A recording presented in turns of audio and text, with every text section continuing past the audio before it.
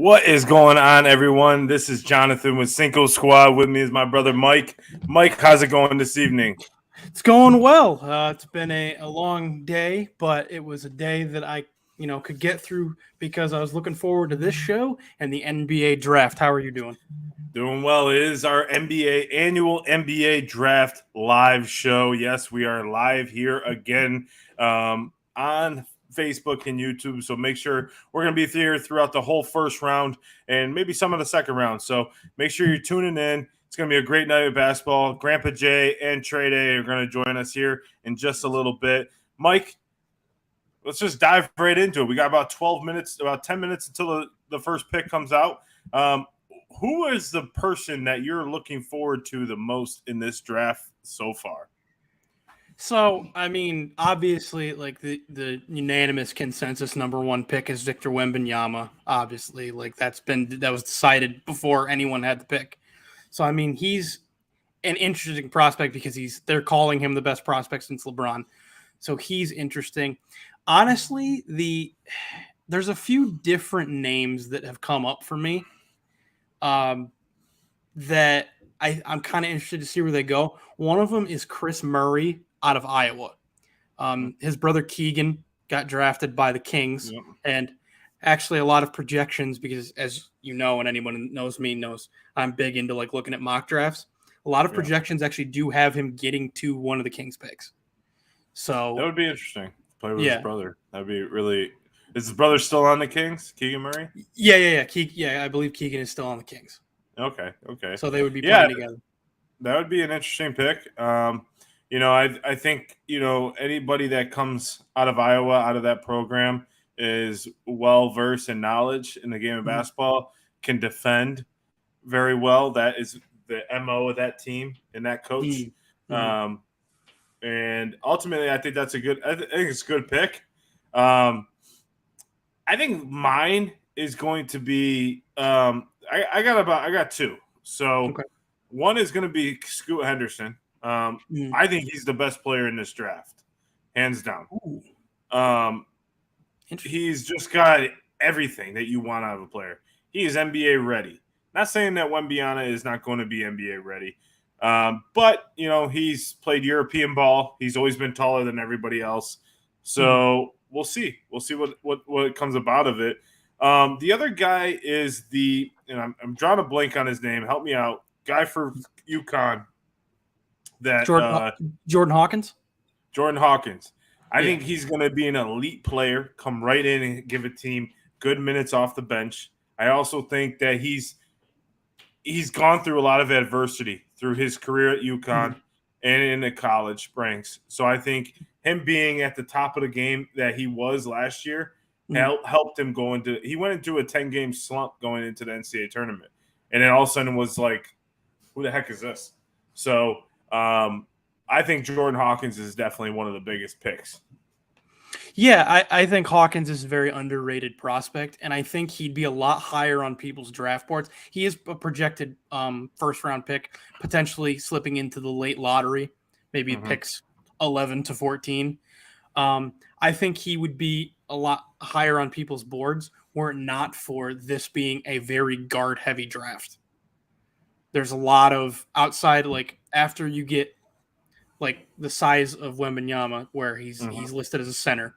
The next highest rated center is Derek Lively out of Duke, and he's again supposed to be within that 11 to 14 range. But there's like a few small forwards and a couple power forwards, but the rest is like point guards and shooting guards. I want to say there's like in the lottery, considered lottery talents, there's like 7 or 8 guards. So it's a very saturated market for guards this year, and I think Hawkins, were it not that way, would be a lot higher. I think what bothers with him is the fact that it is a guard heavy, like you were saying. I mean, I'm looking at the point guards right now. There's 23 point guards on the board, and then you look at the shooting guards, and there's 25 shooting guards. Right. So you're right. 48 total guards on the board. I think Grady Dick out of Kansas is probably going to get chosen before him. But I love the tenacity of that player. I love Hawkins' tenacity, his way to get to the basket. make his own shot. I think that's huge, and I think that's why I think Scoot Henderson is one of the top players in this draft, if not the top player. I think whoever's getting him is going to get a winner immediately. You can put him on any team and be successful. Wembanyama, I think, is going to have trouble to start off with. I think he's going to have that height trouble. I mean, his height, obviously, 7'5", but his physicality, watching his highlight tapes over the last couple weeks, I've noticed that if you watch him, he gets bullied around a lot. And I think a center like Bam Adebayo or Nikola Jokic is going to bully him around. And can he develop size? Of course. Look at Giannis. Giannis put on almost 30, 40 pounds of muscle. You can do it, but I just think it's going to be his downfall to start off with. Yeah, I mean, there's always kind of a, I guess you could call it like a baby deer effect, where he's a young kid who's really tall, and they list him at 220, 227. A lot of that comes from the fact that he's 7'5".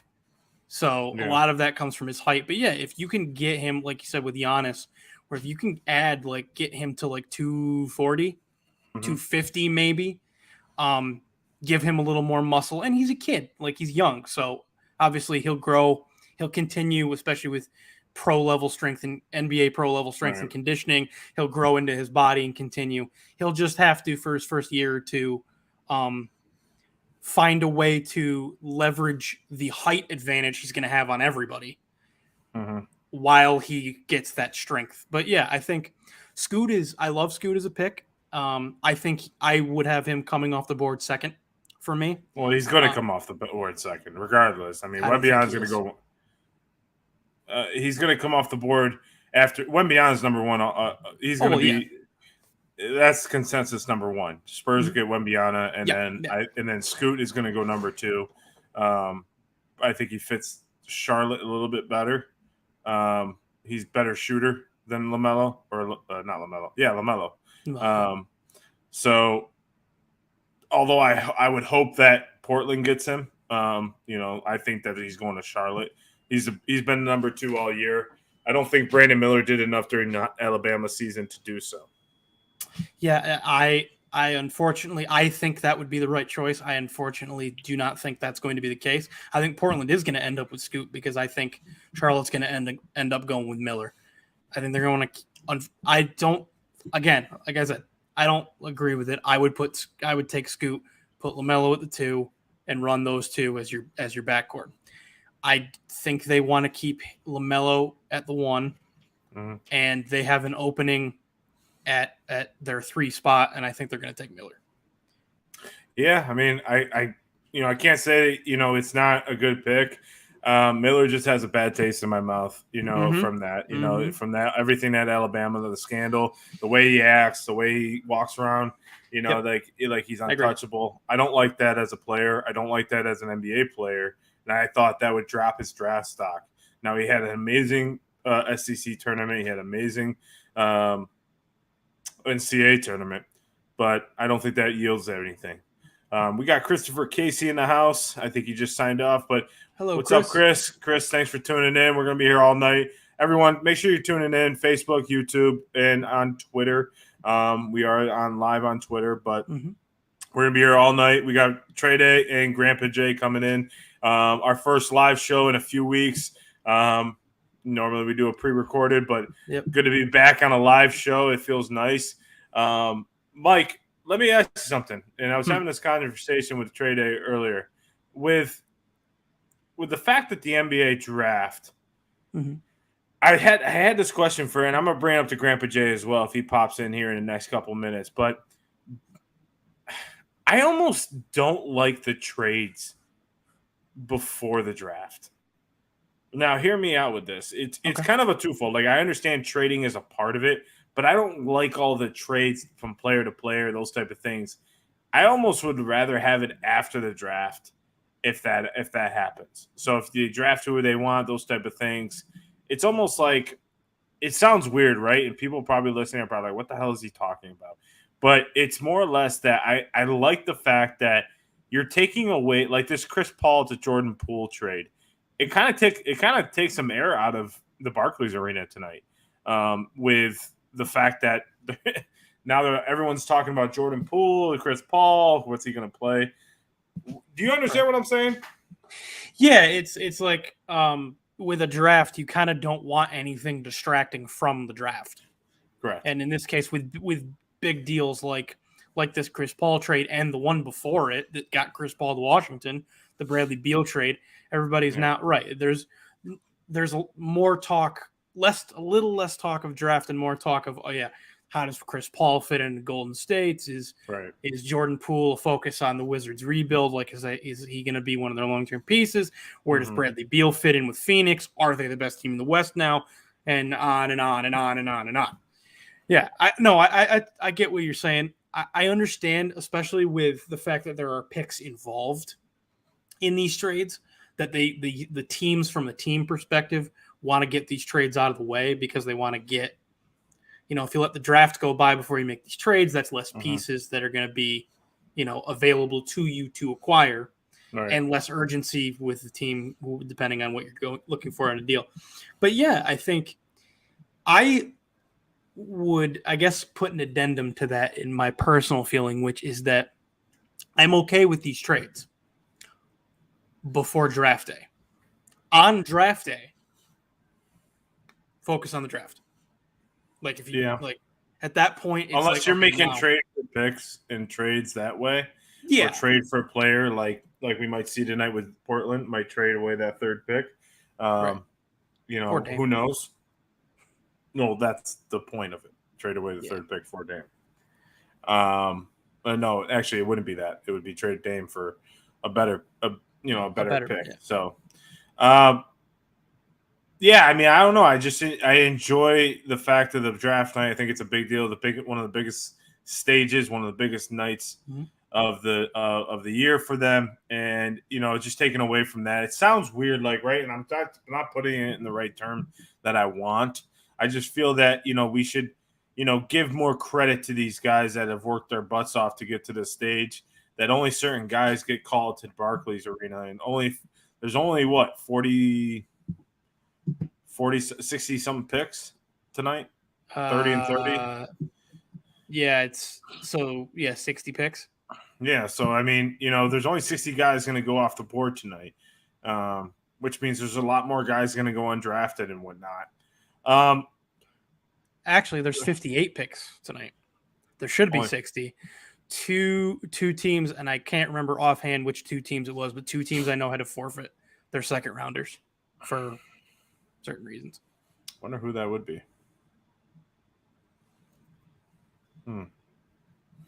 Anyways, you get 58. Regardless of that, it's 58 picks. Right.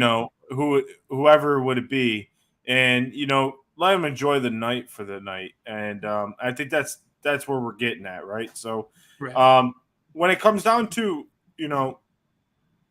players that you're looking forward on your team, who do you think the Knicks need to go out and get right now? Now, on a side note, the Knicks have been in talks with LA to get Paul George. So, what do you hope to get out of this? Because the draft pick you may get may not be there for the seasons. Right. Would you take the draft pick or would you take Paul George? With a Knicks team that already showed they can make the playoffs and make a run. Well, at this point right now, I would take Paul George simply because so the Knicks don't have a first-round pick this year. In fact, I don't believe they have any picks. I believe their second is gone as well. I'll let you know in a second. But go on with what you're saying. So it's kind of a double-edged sword because in that case, if you're getting Paul George in a deal, you're most likely forfeiting even more picks down the line. Now, with the Stepien rule, as Trey so eloquently told everybody about in the video, go check that out on our socials, they can't trade next year's first-round pick because of that rule, which means you're probably trading your 25 pick, at least, if not your 25 and maybe your 27 for a guy like Paul George. But with no picks this year and a window that we know can close rapidly in the NBA, I would honestly take Paul George because I think he can at least contribute as a piece now for a team that seems to be in position to make that push now, as opposed to maybe trading into the first round and, getting somebody you may have to wait for. Well, you wouldn't be able to trade any first round because you don't have any picks. So there wouldn't be no opportunity for that. You would have to almost, actually, you would have to grab a pick. You'd have to trade a player to get something. Right. You'd have to trade into. My opinion on the Knicks, you keep Randall, right? You trade RJ Barrett, get a first round pick, because you're not guaranteed Paul George is going to play a whole season. Paul George missed the playoffs too. True. So this past year for LA, and he hasn't really been healthy. I love Paul George. I love his game. I love the way he plays basketball. I love his talent. Now, as Brandon Miller says, he is not the GOAT, but, I think he's still a top perennial player. So when it comes down to it, I would trade RJ Barrett, go get yourself a draft pick that can help you win maybe in a couple of years. But that could also be the trade for Paul George. You trade Paul George, you're not going to trade picks. You're going to go trade players. So you might get a deal for LA. LA might go get RJ Barrett, Julius Randle, and maybe a 2030 pick. So it wouldn't be trading away a first rounder. It'd be trading for, what are we in 23, 7 years from now. So technically they're going to get that pick back probably eventually. But you know what I mean? Like that's how the NBA in I notice in NFL works as well. Well, the problem with trading Randall and Barrett in that deal, or anybody of their caliber, which you would need to for a player-led deal for Paul George, is who replaces them outside of Paul George, who, as you said, you can't rely on to play a full season. They really aren't working with a lot of money to go and dip into free agency after the draft to replace those guys with anybody that's going to help them stay at the level they're on with a potentially injured Paul George. I hope not. I mean, I would love to trust that Paul George is going to play, a full year. But as you said, we don't know, especially because he's not getting any younger. I mean, you're not winning with RJ Barrett. You're not winning with Julius Randle. I know. I'm not saying that's been proven. I'm saying both. Like, you deal Barrett in the deal because George plays the 3, replaces RJ Barrett, but who's replacing Randle at the 4? I mean, you can get a guy. You can get a big guy. He plays the 5 most of the time. Well, that's because Mitchell Robinson was hurt. Right, but he's going to play 5 most of the time in the lineup because you're going to want to have your skilled guys out there. So he's going to play the 5. You can easily replace your 4 or 5. I wouldn't say that's more of a potential. But with who? You don't have any money. That's not necessarily true. I mean, regardless. I mean, you're taking George's contract. You can restructure some deals. You're getting rid of Randall's and Barrett, which is a pretty high contract. I think Barrett's still on his rookie deal. You get rid of, you can build a team around that eventually. So I don't see the value behind George right now as a player. I see him being tough to market right now in the sense of just becoming the guy in New York. New York is not an easy market, and one of the greatest players of all time in Carmelo Anthony had trouble in New York. And that was more or less because of your owner there and GM. Yeah, James Dolan, which is exactly why they are going to go get Paul George. To hold off right now. Yeah.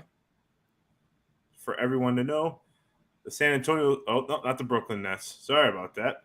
San Antonio Spurs pick is in. And they will – I wonder who it could be. I mean, this is the easiest pick. It shouldn't take a whole lot. I'm so glad this didn't take forever because I would have freaking lost my shit if they would have taken all freaking the whole time. So, and look who joins us, Grandpa Jay. What's going on? What's going on, fellas? Happy draft night, our second annual one. How's your night going? It's going good, man. So, I'm having a little technical difficulties with the laptop, so forgive me for any choppiness with the phone. The Android game ain't too strong. But yes, gentlemen, NBA draft night. Lo and behold, I wonder what the Spurs are going to do right here. It might be the most obvious pick in the last, 20 years of the draft since LeBron. yeah. So I asked Mike in the beginning, besides the top three, who you like, who's the player that you're seeing as a secret pick or a secret opportunity for a team to grab? That's like, oh, that's money. That Nikola Jokic, that Dame Lillard, that CJ McCollum. Yeah. Who is that guy late in the rounds that you're going to see like, damn, that's going to be a steal for them? That's a great question. I mean, I think there's a lot more talent in this draft than a lot of people I think have pinned. I think Juwan Howard's boy might be somebody that comes in a lot more polished than people think, and I think he can be a contributor from early on. I think if you have a silky jump shot, a lot of teams are still looking for that player that can just catch and shoot. Right now, we saw how much it helped Miami without having a lot of front court depth. Like they had about 5 or 6 guys on the floor. 5 or 6 guys, on the team that can shoot at will. And I think we're seeing in today's NBA, it's still going that way. So I'm looking at the guys that can catch, shoot, and contribute right away. So I think young Howard might be somebody that may end up in somebody's lap, and a lot of people are gonna be wondering, like, why'd we pass on this kid? Good pedigree, didn't have a great college career in Michigan, some issues as a good teammate. But I think when you're not under daddy's watch anymore, you don't feel the privilege and you don't feel the entitlement. I think the right team or the right head coach could whip him into shape. So I'm kind of more interested in talking about like how much more action is going to happen other than these guys getting drafted. How many moves are going to be made? Because we saw some huge splashes. I know you guys just spoke about that before I got on. Obviously, Chris Paul being the biggest one so far, and Marcus Smart yesterday. So it's going to be interesting to see how these teams start to handle what pieces they currently have and who they think they can move in exchange for, like you said, some of these picks that may seem like value to others, but to some they're like, oh, we'll just pass on them. Some teams might be like, yeah, we want that kid and we're going to make a move to get him. But let's see the most obvious pick of the draft coming here right now. The 2-3 is going to be interesting to see who goes second and third. Yeah, that's definitely something that I've seen as well. Is the player you were speaking? Who did you say again? I'm sorry. I was trying to watch the draft and then listen to you as well. So, what were you saying? Juwan's son. His first name's not coming to mind right now. Is it I don't know if it's Tristan. Juwan's son out of Michigan. Jet Howard. Thank you.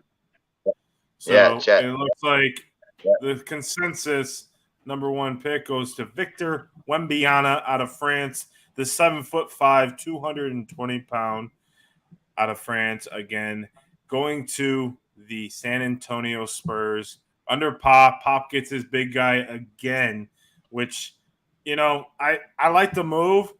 I like the move maybe 5 or 6 years ago with a little bit younger of a Pop, because I don't know how much longer he's got coaching. That's my fear with this, is like, who's going to take over Pop? But that don't matter, bro. I don't feel you don't pass on a generation. You don't pass on a generation. I don't think he's a generational talent. I don't. I'm sorry. I don't think he's. Why not? I really don't think he's going to be able to. I think eventually he'll get to being an all-star type player, but I feel his physicality under the rim with these bigger guys like Jokic, like Bam, like a Julius Randle, like Anthony Davis when he's healthy for the 4 games this season. They can body him enough that around. I didn't see that in a lot of his, and I watched a few of his games on YouTube, like from watch it back over the last years, and that seems to be the consensus that he is a great talent. He can shoot, he can dribble, he can do a lot of things in the game. I'm not saying he's not worth the number 1 pick, but I think that Scoot Henderson is the NBA ready. Go in and change a team right now. 100%. But he'll change the team from one aspect. He'll change it from one aspect because Scoot, to me, and I've watched a lot of stuff on him too. I don't think he's a proven lockdown defender. I think with Wemby's size and athleticism, it doesn't matter. It doesn't matter if people are banging him. He can get a fingertip on the ball, or he can misguide a lot of people from wanting to be more aggressive against the Spurs than they have been. Because what we saw with San Antonio last year is it was the worst defensive year in Pop's history as the head coach. His presence alone around the rim alters people's idea of how they want to play against him. Whether they want to go at him and he has to prove himself. I mean, look, wouldn't you say I've said the same thing as Chet Holmgren last year? Chet came in super skinny. He can get moved around. He proved during the preseason, and that's why I wish he had played. Because I think we would have had a sample of what Chet did to say, hey, Chet did it, and Wemby's more athletic and taller and has a better jump shot based on what we've seen. We had Chet's sample size because Chet was still blocking 5, 6, 7 blocks a game in the preseason, and he was getting pushed around. So I feel like he is that guy. And look, I love Scoot, and I love what he's going to bring to the game right now, because I think it's the first draft we're going to see that the G League really alters how people look at drafting, because we'll see maybe 3 or 4 guys go in the top 10, and we haven't seen that before. So I think we see the future of the NBA going more towards, let's look at the G League first before we look at college players. Yeah, I just feel he's going to have a tough time to start off. I think eventually he'll get to the level, and I never underestimate Greg Popovich. He's the best coach of all time, hands down, greatest coach of all time. He can get him ready, but he almost reminds me of a Wake Forest Tim Duncan coming out, and it was kind of like he had to kind of nurse him to get to what he needed to be. Tim Duncan was a great player coming out of Wake Forest. Don't get me wrong, but without Pop, I don't think he becomes the Hall of Famer that he does. So I think this is a perfect fit for him. And that's what we go on, right? We talked about this during the NFL draft. Perfect fits. I think perfect fit for Brandon Miller is definitely not to be in Charlotte. But he's going to go there. I think, like Mike said, and he's getting all giddy up there. But that's what they need. They do need a tall forward that can They don't need another guard. They don't need another guard, but neither does Portland. So does Scoot Henderson not go to Portland? Like that's my thing, right? So yeah, because they want to start over. But what do they want to start over? That's a good pick, because even if he's in Dame's shadow for 1 year, they can then get value for Dame if they realize, like, hey, this is definitely our future. We can move on from Dame and get as much value as possible right now to keep building around this kid. So it is a good idea for Portland to draft him, because it's not like, look, we saw the Suns go out and get another player that was the same player as Booker and Durant. So it's not like teams are afraid to get 2 of the same player. Durant, Booker, and Bradley Beal are the same player in different sizes, like you sent to me, right? Like, it was a pretty funny skit. They're essentially the same player. So teams aren't afraid to get similar players on their roster. I think Scoot's the best choice for Portland. I think Brandon Miller's the best choice for Charlotte. Will they go that way? We'll see. Because maybe Scoot's the next best available player over Brandon Miller. I can do it. We'll see right here, because the pick is in for the Charlotte Hornets, and we'll see here in about a few minutes when Adam Silver walks out and delivers the message of who is going next. I think you got a point. I personally just don't like Brandon Miller. I don't like him. I've never said that about a player, really, but I just have no care if he has success in the NBA. I think the Hendricks kid out of UCF might end up being better than him. I think he's probably one of the diamonds in the rough that people are kind of underestimating how good the kid could be. So, Jamie, what I said was my secret pick, who's going to be one of those guys, is Jordan Hawkins out of UConn. He's a guy that is built through resiliency, has gone through slumps at the top of where his team needed him, and continue to push through. Plus, I think he's a good lockdown defender. That's the best thing about him at UConn. He was always guarding the best ball handler on UConn, or whoever they're playing. So I think he's going to be secretly good, and someone's going to get a steal from them. I hope the Heat grab him, because he should be there around 17 or 18 where the Heat are picking. So, interestingly enough, when I've looked at like the mock drafts and projections and stuff for this draft, you guys end up with Jet Howard.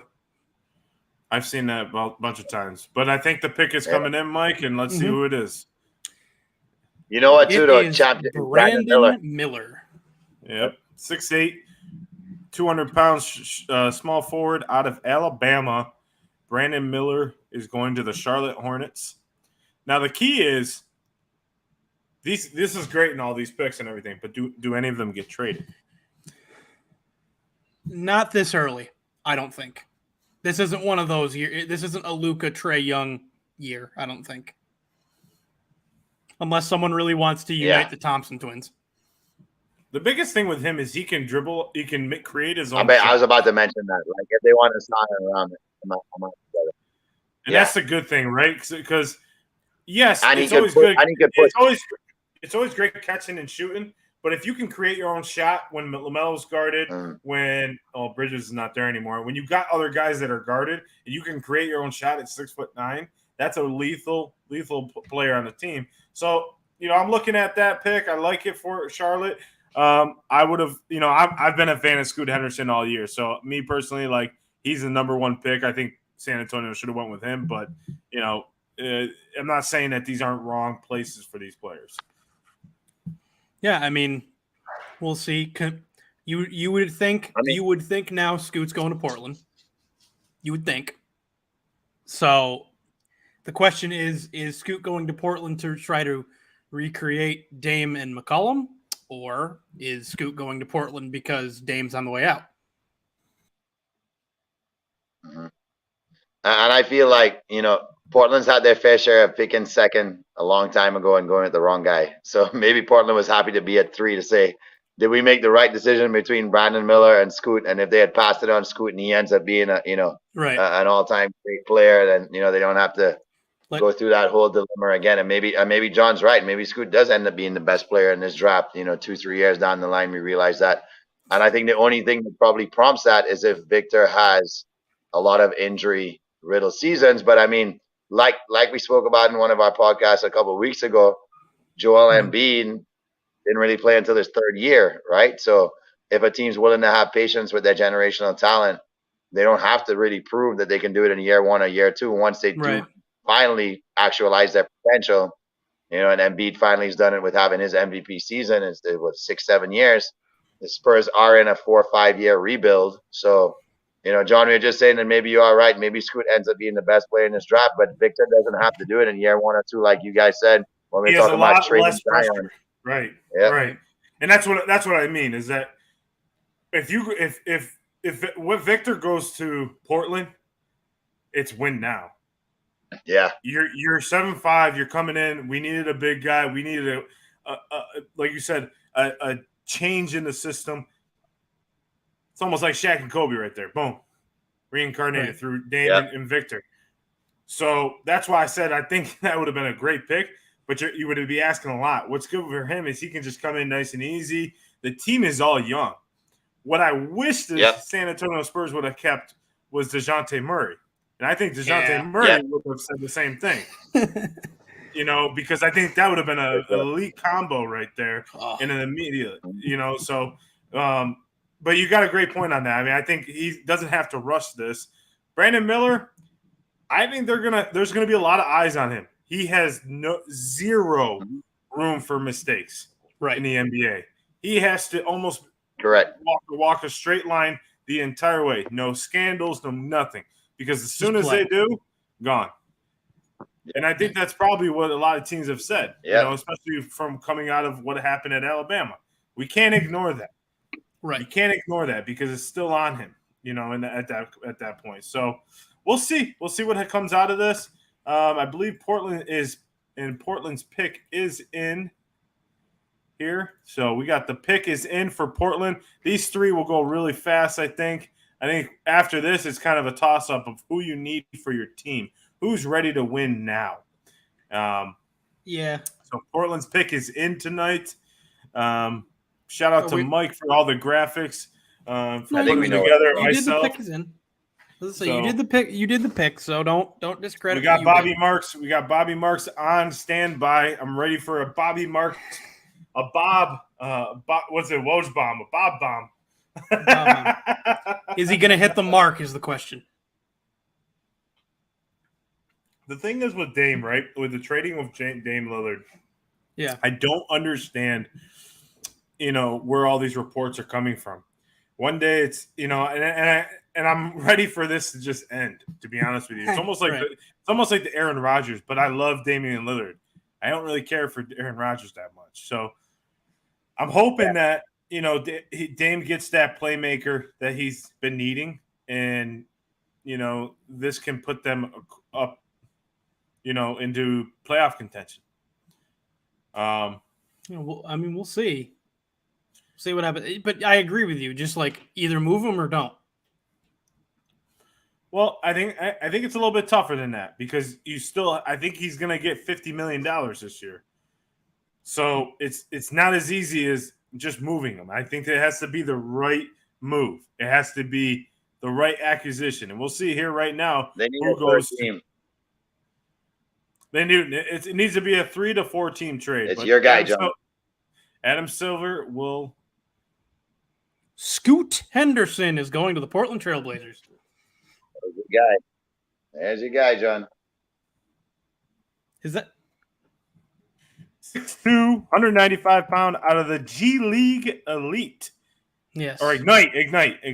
And man, this dude's gonna be something special in the league. I can tell you right now.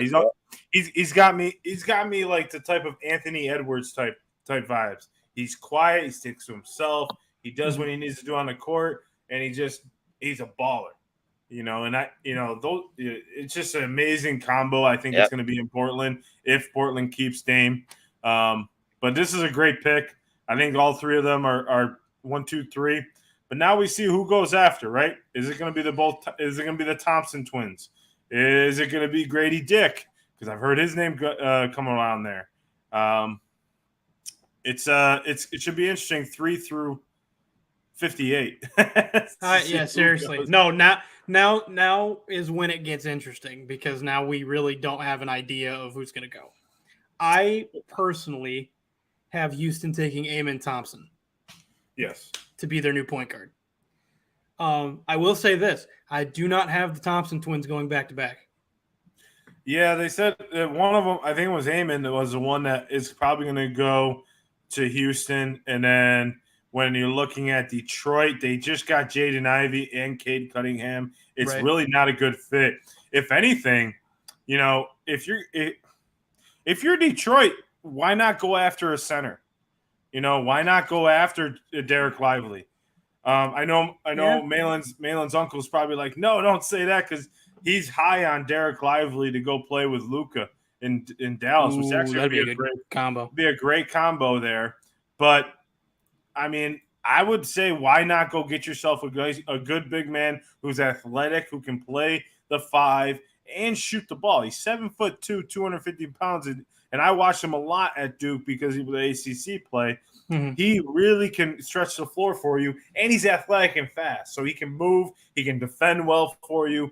The problem with him is his outside shot, right? He can't really shoot that well, right? But he can develop that, right? So if he's going to play in the NBA, he's got to learn how to shoot as a 7-foot center. So I think, in my opinion, Detroit should take him next.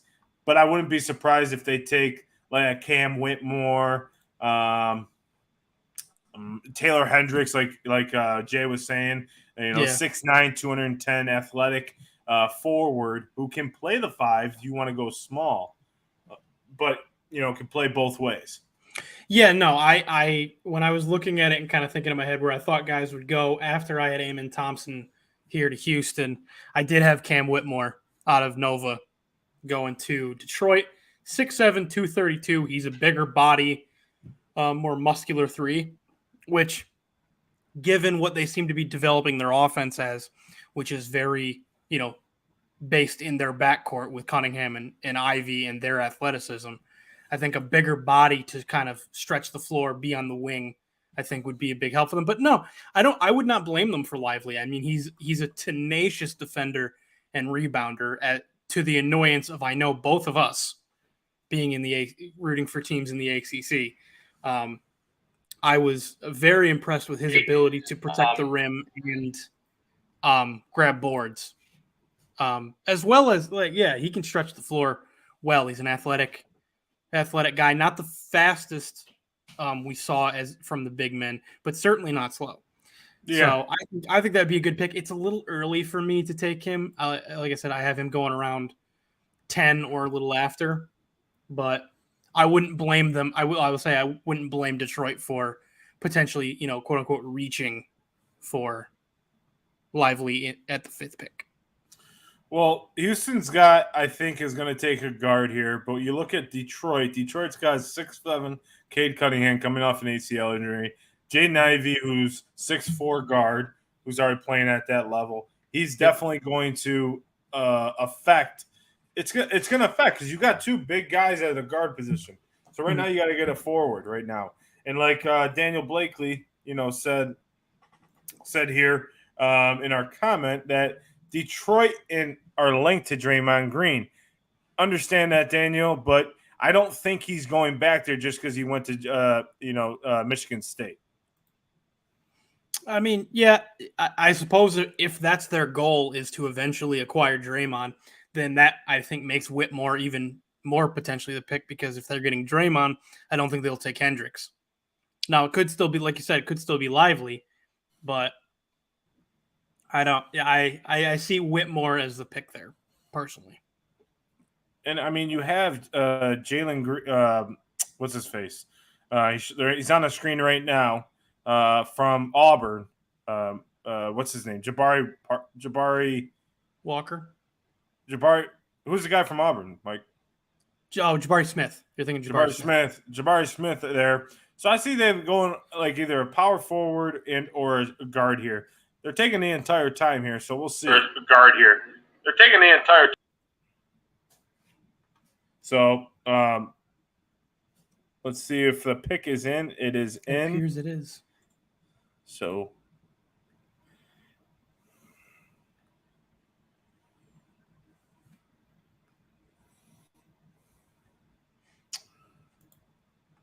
not surprisingly, Houston the first team to take the entire time. Yeah, it's a tough. I mean, it really is. I think it's I think we're seeing right here that is it the Houston, not Detroit, right? It's Houston. No, it's Houston. Houston Rockets pick is in. And I'm not always great at reading faces and body language, but it looks like, I believe that was Eamon Thompson, looks very happy. So he may have just gotten the call.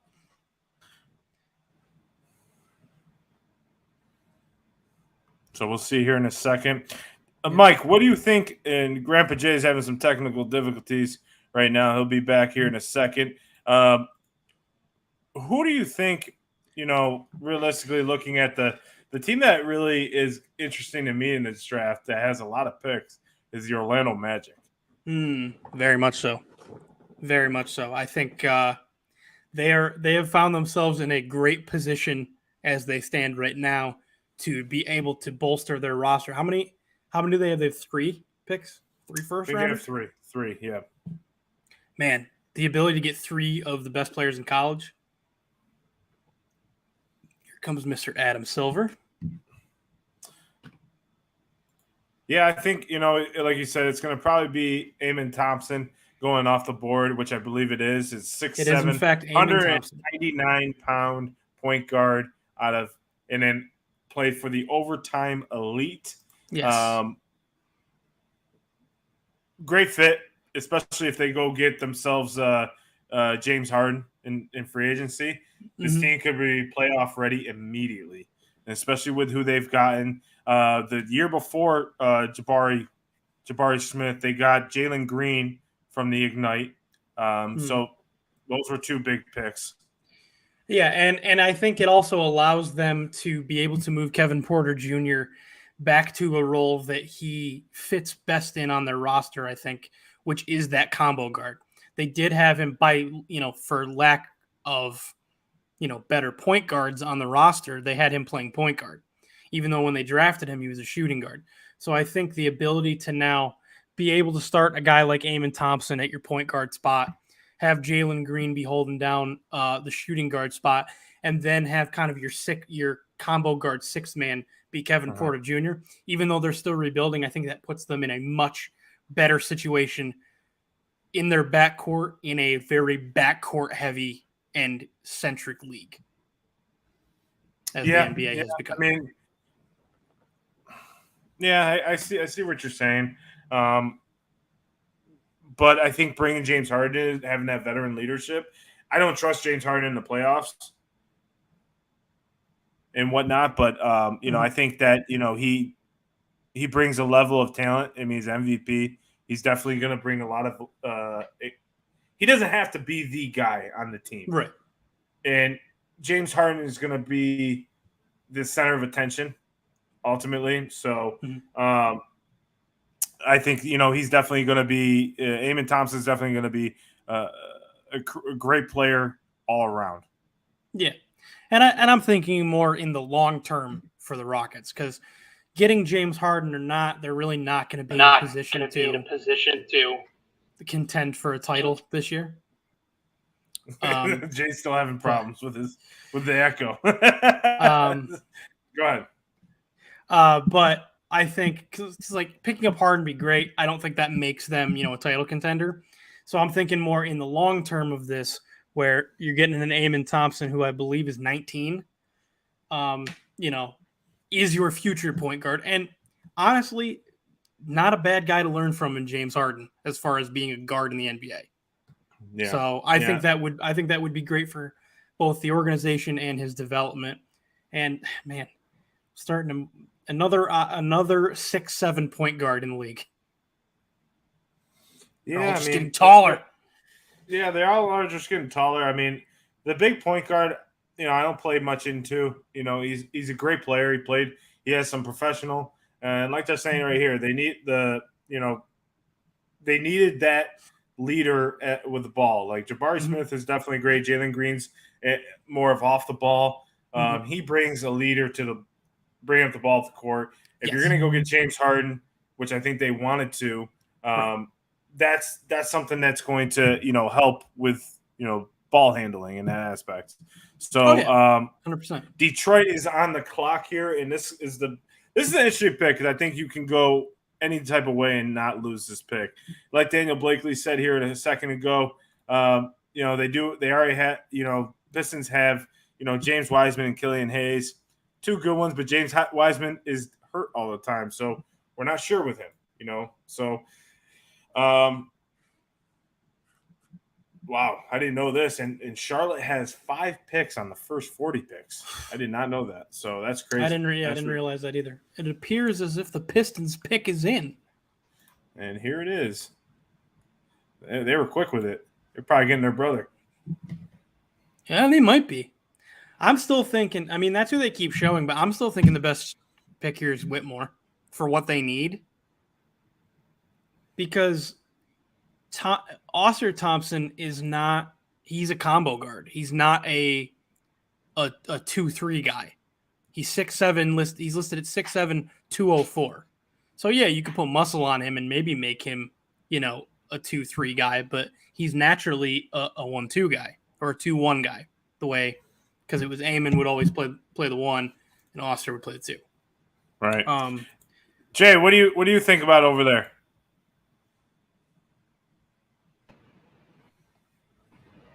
I think these two kids are some of the most athletic in the draft. So, that fits NBA culture today where you have ball handlers that are super athletic. Eamon definitely, or Amon definitely seems like a great pick for Houston. I think James Harden kind of just becomes a mentor for him. He's also off the ball. He plays well off the ball. So I think Harden's at the point in his career now where he's looking to average 7-8 assists per game. So he has those high flyers all around him. Houston's a high flying team right now. I think Anthony Black's actually the best pick for Detroit right there. He fits that mentality that Detroit, I think that's the kind of culture they want to build in Detroit. They want to kind of go back to that blue-collar style of play. So I think Ivy could be there too, and this guy can come in and be the gritty point guard that they need. So let's see who they go with right here. I won't say anything. I know I'm ahead of you guys.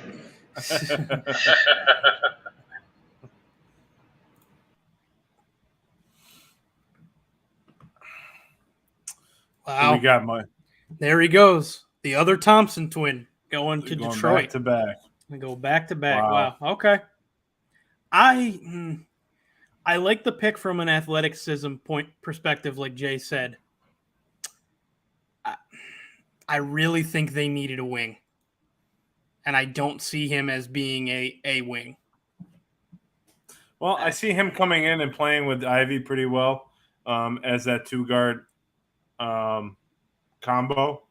Jalen's a little bit bigger of a guard, so he could play the two. He could play the one. You got Cade coming in playing the three, and then you kind of mix it up between 4 and 5. I don't know. What? Cade's 6'7". What do you mean? He's not a point guard. That's where they play him. Yeah, because there's no one else that can handle the ball. But now he can create his own shot, Cade, and he can go play the three. Realistically, there's no real positions in basketball. Well, I understand. I don't know why people continue to say, "Oh, the only true position is the center," and that's not even a position anymore. Most guys are bringing the ball up. And Jokic is the best passer in the league right now. So, I mean, let's be realistic. There's not really a three position. That's where you're just going to list him. That's where he's going to play.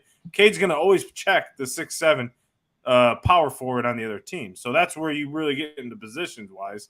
So when you're looking at, Cade, yeah, you want him play. You don't want him taking the ball at the court. He's just coming off an ACL injury. This way, at least let him run back here. You got Jaden Ivey, who's an explosive point guard.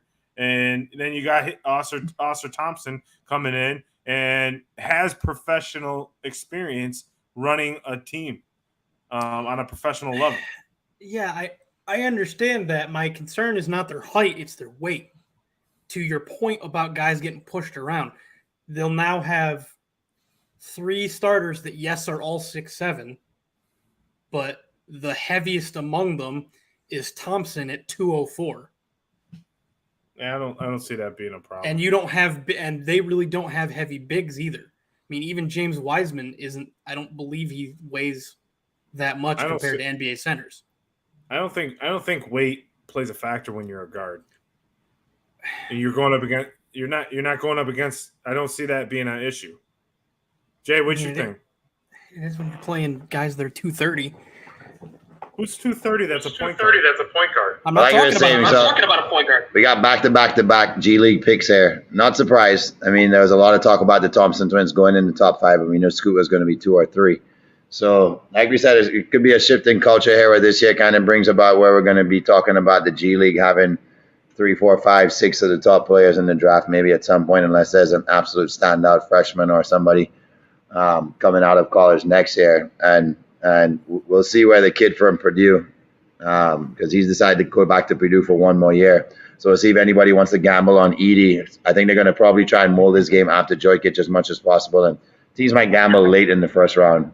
The guy definitely is going to be complete opposite of what you're talking about. He's going to come in at 300 pounds. His head is going to be bigger than Yao Ming. He's going to take up the entire lane. So, we're going to have like an old school throwback sort of center when he comes into play next year. Yes, sir. And then we got the Orlando Magic picking. Here, so we'll see who they take. This is a very interesting draft for the Magic because they have a very good team. If they pick the right players for this, they will have a playoff ready team this year. So we'll see. We'll see who comes. I mean, looking at this full scope of the team, what is their need right now? Well, so I'm not even 100% sure. That's the thing. Passing. Jay says pass. Point guard. They should go with Black. Jay, we keep muting you because there's an echo on there, so that's why we keep doing that. Just to let you know. But point guard is, I mean, you got Cole Anthony. I mean, he's proven. I mean, and you got Jalen Suggs out of Gonzaga. I liked his eliteness this year. I don't think they both can perform at a high level. I think Cole will come off the bench eventually, or get traded. I just don't think he's an NBA talent. Here we go. Pick is in. They select.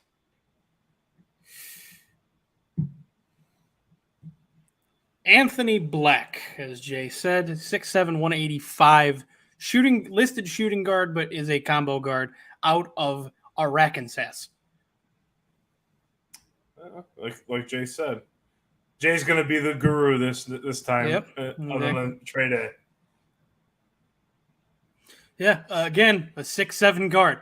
By the way, I just want to clarify when I was to point out when I was making these graphics last night, right?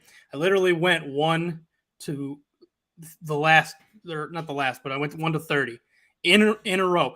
I swear to God, there was like 8 consecutive 6'7" guys. Exactly 6'7", like 8 straight guys. But are they Black actually being one of 6'7"? I don't know.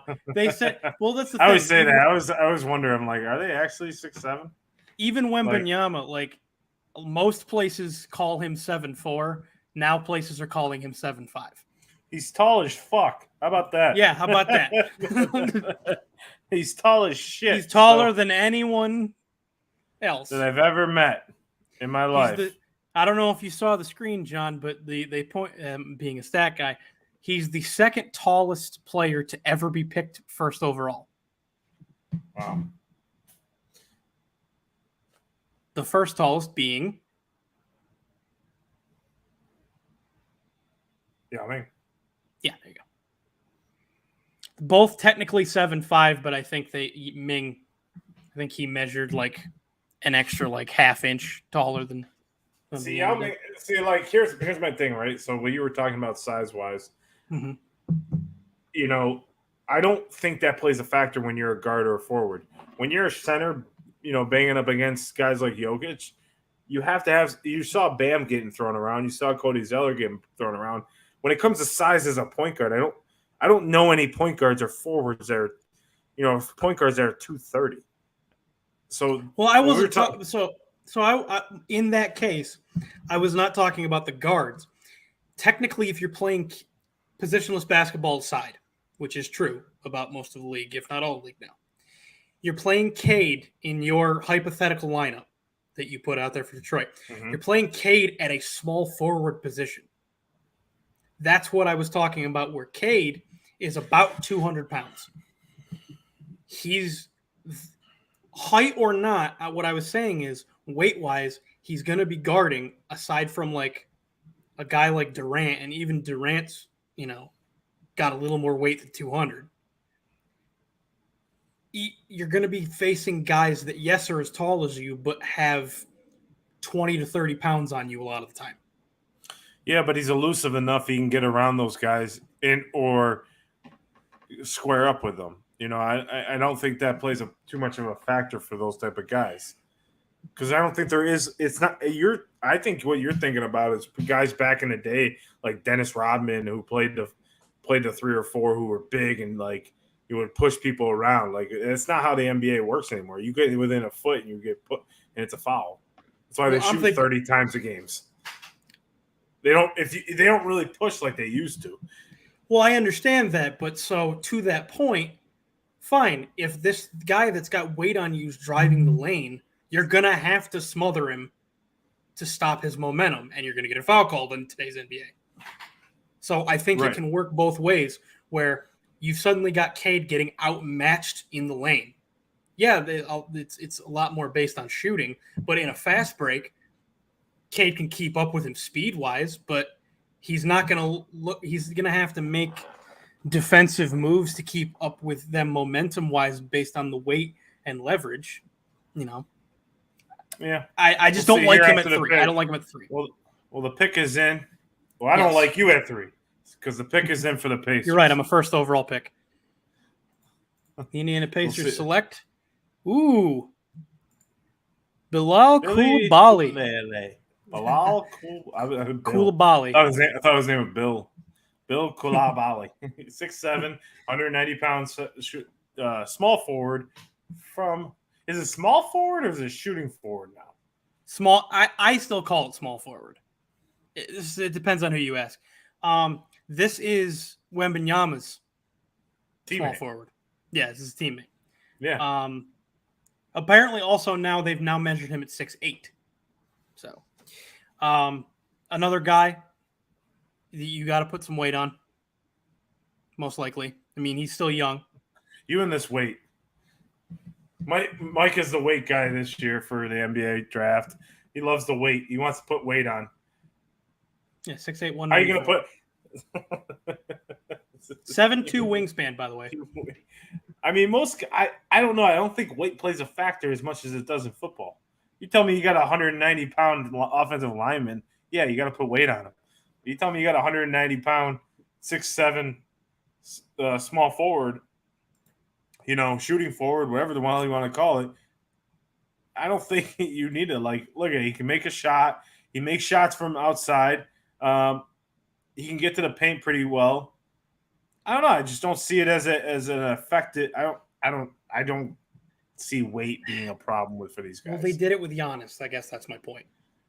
Giannis did it on his own, though. Giannis could have stayed the same weight and been fine. Giannis did it for himself. I don't think he could have been fine. What you do you see mean? Giannis when he got to the Bucks? Yeah, and he was still elite, No, at he a high wasn't. level. Oh my God! No, he was time for you not. to go. Oh my! Elite? When the Bucks picked him, you think he was elite? For playing basketball for 3 years and being the 15th pick in the draft, yes. Okay, you can't call. Okay, there's no degree of elite. You're either elite or you're not. I didn't give it a degree or not. What are you talking about? There's no elite. Okay, I'm elite for being someone that hasn't played baseball because I can hit a ball. I never said that. But you're saying for being a guy that's only played for 3 years and was No, the I was 15th saying pick. that's not what I meant. I meant in the fact that for him playing only 3 years and being chosen that high in the draft. Okay. How was that And not then, elite? And he was what? Okay. Okay, he got picked 15th in the draft. What did he do after that? Won an MVP, won an NBA title. Before he put the weight on. Before he put the weight on and came into his own. What did he do? He was the top rookie of the year. He was not rookie of the year. He was not rookie of the year, but he was a seven-time All-Star, 7-time All-NBA, 5-time After. No, not after. No. Yes, after. His first year. His 6.8 points a game his first year. His first year was rough. I'll admit that. But his year after that, he started increasing his points per game. He didn't start getting big until the 2016-2017 year. That was on him, though. He decided to put the weight on. He even said that. His trainer said that he shouldn't get the weight on. And he did, and it worked. It had nothing to do with 16 that. points to 22 points and became his first All-Star. Putting weight on has nothing to do with your skill set. Has nothing to do with it at all. But it added strength, didn't it? Putting weight. Yeah, but that has nothing to do with your skill set. He learned how to shoot the jumper. He learned how to take the ball up the court. Weight had nothing to do with that. Okay. How does weight have anything to do with that? I don't understand that. Weight has anything to that do with it. That doesn't make any sense. I'm saying it helped, didn't it? It helped, didn't it? What did it help, though? He developed his own shot. He worked on his shot. He worked on his ball handling skills. He developed his game. The weight was just a plus. Right, and matching physically. Okay, on top of that, he started matching other people guarding him physically, as opposed to the skinny, almost skinnier looking than me. And we both know how skinny I looked when I was, in college. He looked skinnier than me. I had more muscle on me than Giannis did. No, you did not. Not even Yes, close. I did. Oh, my God. Oh, Mike, you need to go to bed. Time for your bed. Good night. What? You did not have more muscle. Pixin. Wow. Oh, man, Mike, that was funny. Okay. We'll put this to the test, see what his muscle mass was versus yours.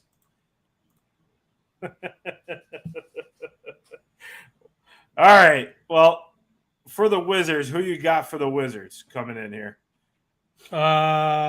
Wizards. Well, let's see. They just got Jordan Poole. Probably Jarris Walker. They're a mess. I don't even know. Jarris Walker, the power forward. Doesn't even matter at this point. I think they're a mess, to be honest with you.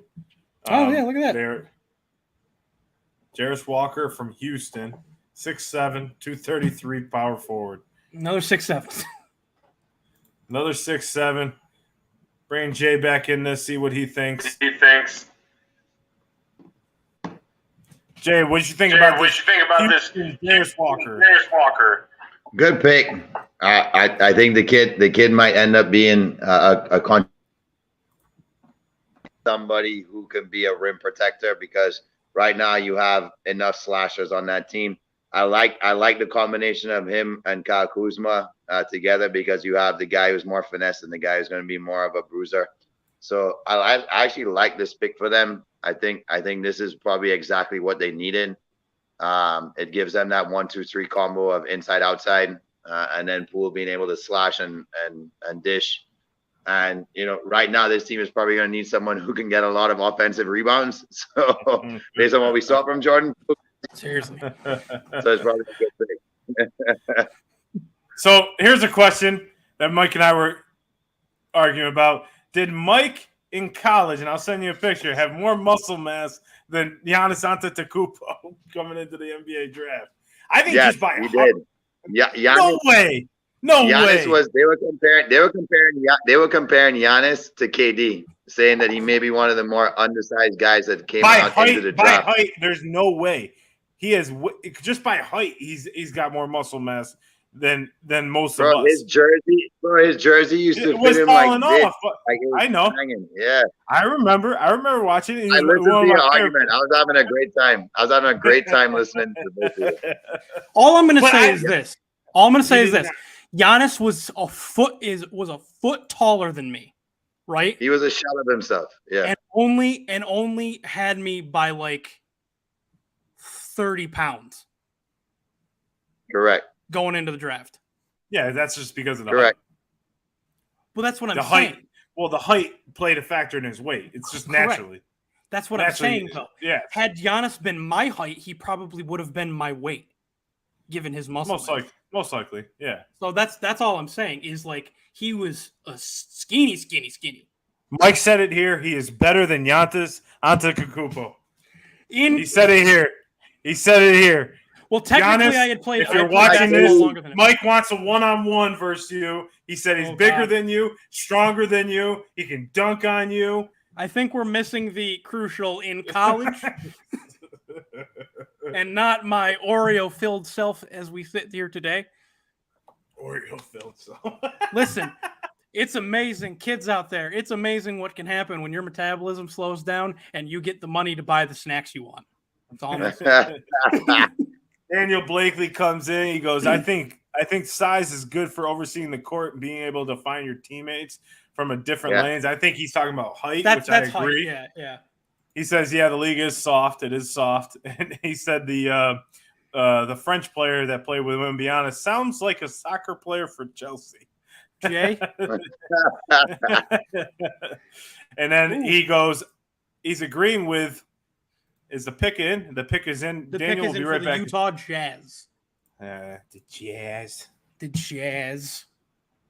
The pick is in for the Utah Jazz. Ladies and gentlemen, we are hour and 9 into the draft show. Mike and I have already duked it out. Mike already thinks he's better than Giannis. Jamie has an echo. We're all having fun here. Yes. If you're having fun, comment here. No, Mike doesn't think he's better. Mike thought he was buffer. There's a different B. He thought he was buffer than Giannis. Is this where Whitmore goes? You think? Hey, yeah. Honestly? Way to change the subject. Can we please put Mike's head on? Can we put Mike's head on Giannis's body and post that post show? Why not? Why not? Let's do it.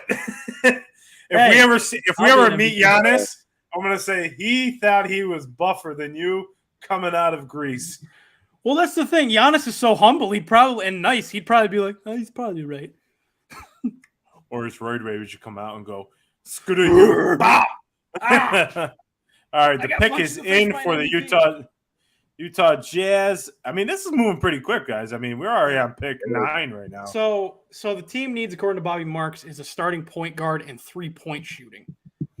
Team needs help. So they do. I mean, the But- good thing is they traded away. They won the Minnesota deal, and we don't know yet if they won the Cleveland deal, but I believe they did, just based on picks. But I think that it was kind of an even trade, right? So they hustled Minnesota and getting Rudy Gobert out of there, which was awesome. So we'll see here. I mean, they're on a commercial break right here, so I'm sure Adam Silver. You know, I hate when they do that. Why did they say pick is in and then go commercial? Like, what is your problem? Give us the news. I got a feeling of who this is. The Jazz seem like a good place for Grady Dick. Grady Dick, yes. Yes. Doesn't Grady Dick sound like a Jazz player? Did you see how much of a tool he looked like in his suit? That red Kansas red, and like I think he had blue pants on. Freaking! I watched him play in a random non-conference game that happened to be on ESPN for Kansas, and I could tell he was a dickhead. He was a Grady dickhead. He was a great E. Great E. He was a great E dickhead. Great A dickhead. Great. Well, I don't know why I got Grayson Allen vibes from him. Yeah. And everybody, but he's a great player. The problem is he's a fantastic. great player, right? Like he was a key contributor to the national title team. What really pissed me off is the one that beat North Carolina in 2021.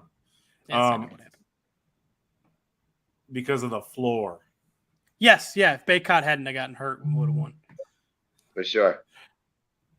Right here, I see Utah going to grab a guard, and I think it is going to be either Jalen Hood out of Indiana or Nick Smith out of Arkansas. Nick Smith played really. They won't pass up on Cason Wallace. You don't think so? No one cares about Cason Wallace, Jay. I'm just kidding. Who should be shooting up for Kentucky next year? To be honest, I wish he stayed. But if you can be a top 10 pick, you got to go. Speaking of, did your boy from Sheboy stay? Yeah, no, he's in the draft. He's in the draft. He's like in the draft last year. He's like pick. He's somewhere ranked in like the 50s. He hurt his stock by coming in the draft this year, to be honest with you. He didn't have a great stock last year. Why he's national player of the year. Well, that's the thing though. I promise you, because they were talking about him coming out of the draft. He was in like the 40s or 50s as ranked prospect, and it's because he cannot shoot and he's already heavy. Correct. Mike, breaking news. Mike says he's bigger than Oscar Sheboy right now. That's not what I said. Oh, here comes Adam Silver. Hold on. I gotta be ready. How do you have my YouTube TV account and you're still ahead of me? New York. I'm closer to the site of the. I mean, nothing. Jamie. Oh. Interesting. Oh. There goes Taylor my wild Hendricks. card. There's my wild card. UCF. Nice. Okay, so they went for size. I mean, not a bad pick. So here's the thing, right? We keep saying 6'9", and we keep saying 6'7" is size to these teams. Mm-hmm. But the NBA is totally different. And I think what we keep looking at is through the lens of the 90s and early 2000s, where 6'9", you're like, oh, you're getting a big guy who's going to go double-double every night, stuff like that. It's not the game anymore. This guy's going to probably that's this kid's game, bro. If there's any more of a throwback sort of play, that's this kid's game, though. Right, but I'm just saying in general sense, we got to be accepting to the fact that the 6'9" guy needs to be able to shoot the ball. If anything, Blake Griffin is a perfect example. He's a high flyer coming out of Oklahoma. We were like, this guy's going to change the NBA. And what does he do? He's sitting on the bench with the Celtics, the last couple of years. And in fairness to him, though, bro, in Lob City years, he was a big player. But eventually, he never developed a shot. He developed a shot too late. And what happened was he developed a shot too late and got hurt too much. So no one wanted to touch him because he was too hurt, too much hurt on his side. And then ultimately he's not reliable on the court. So what do you guys think about this all-pink suit? I think it's salmon. It's salmon. Let's get it right. Salmon, It's salmon. excuse me. Salmon. No, Salmon. that's pink. Salmon. Nah, I've seen it's a little salmon. I've seen salmon. I've seen pink. That's pink. I think Mike's just going to argue everything I say tonight. Jesus Christmas. Oh, wow. Look at this. Hey, he's actually a twin as well. Yeah, I Hendricks is didn't actually. realize that. Yeah. And to your point, John, I will say that I think you're right. We need to stop thinking that 6'9" means like, you know, your big body, like nothing but post play, all that. To your point, it seems as if Hendricks learned from the whole Blake Griffin situation because he did develop at least a bit of shooting range this year.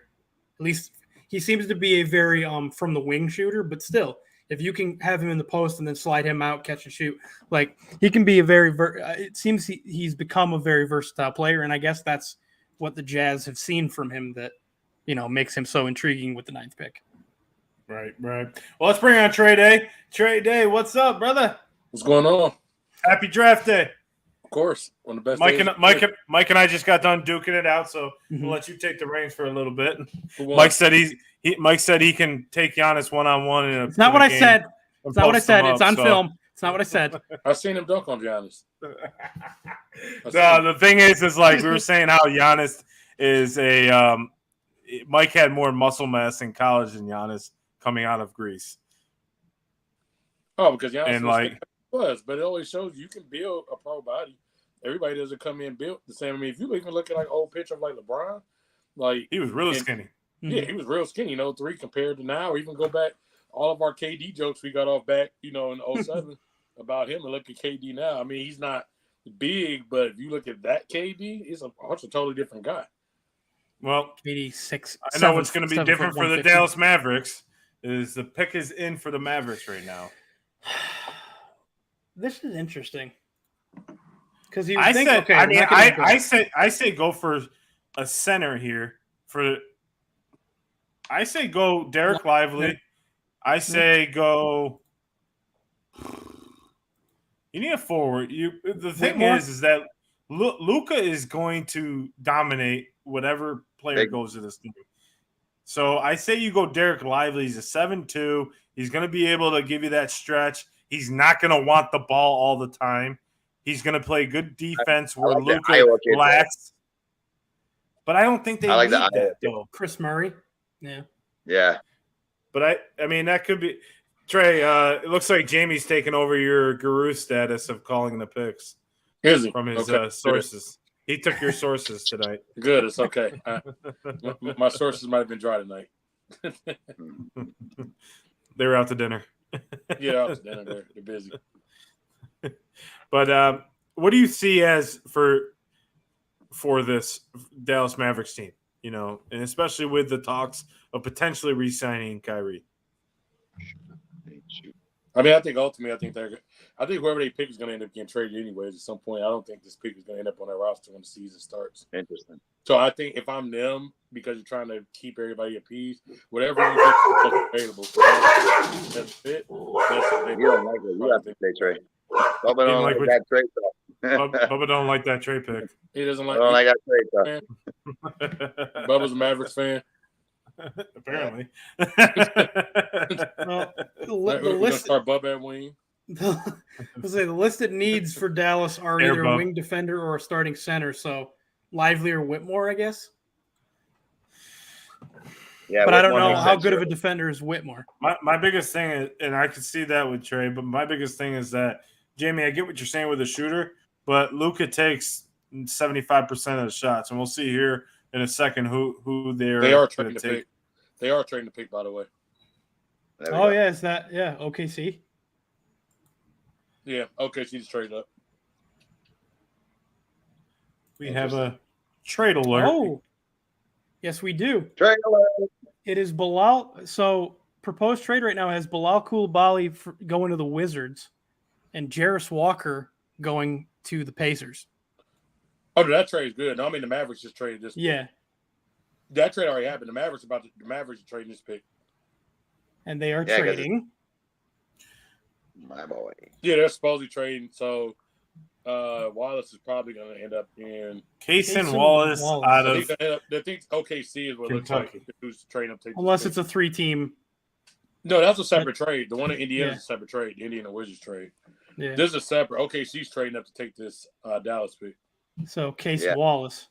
will go to OKC. So Casey Wallace is going to OKC. So Casey Wallace will be going to Casey Wallace be going Casey. Okay, OKC. And Dallas gets. I mean, we'll see here shortly. As I say, they haven't said what they're getting yet. Yeah, they haven't said anything yet.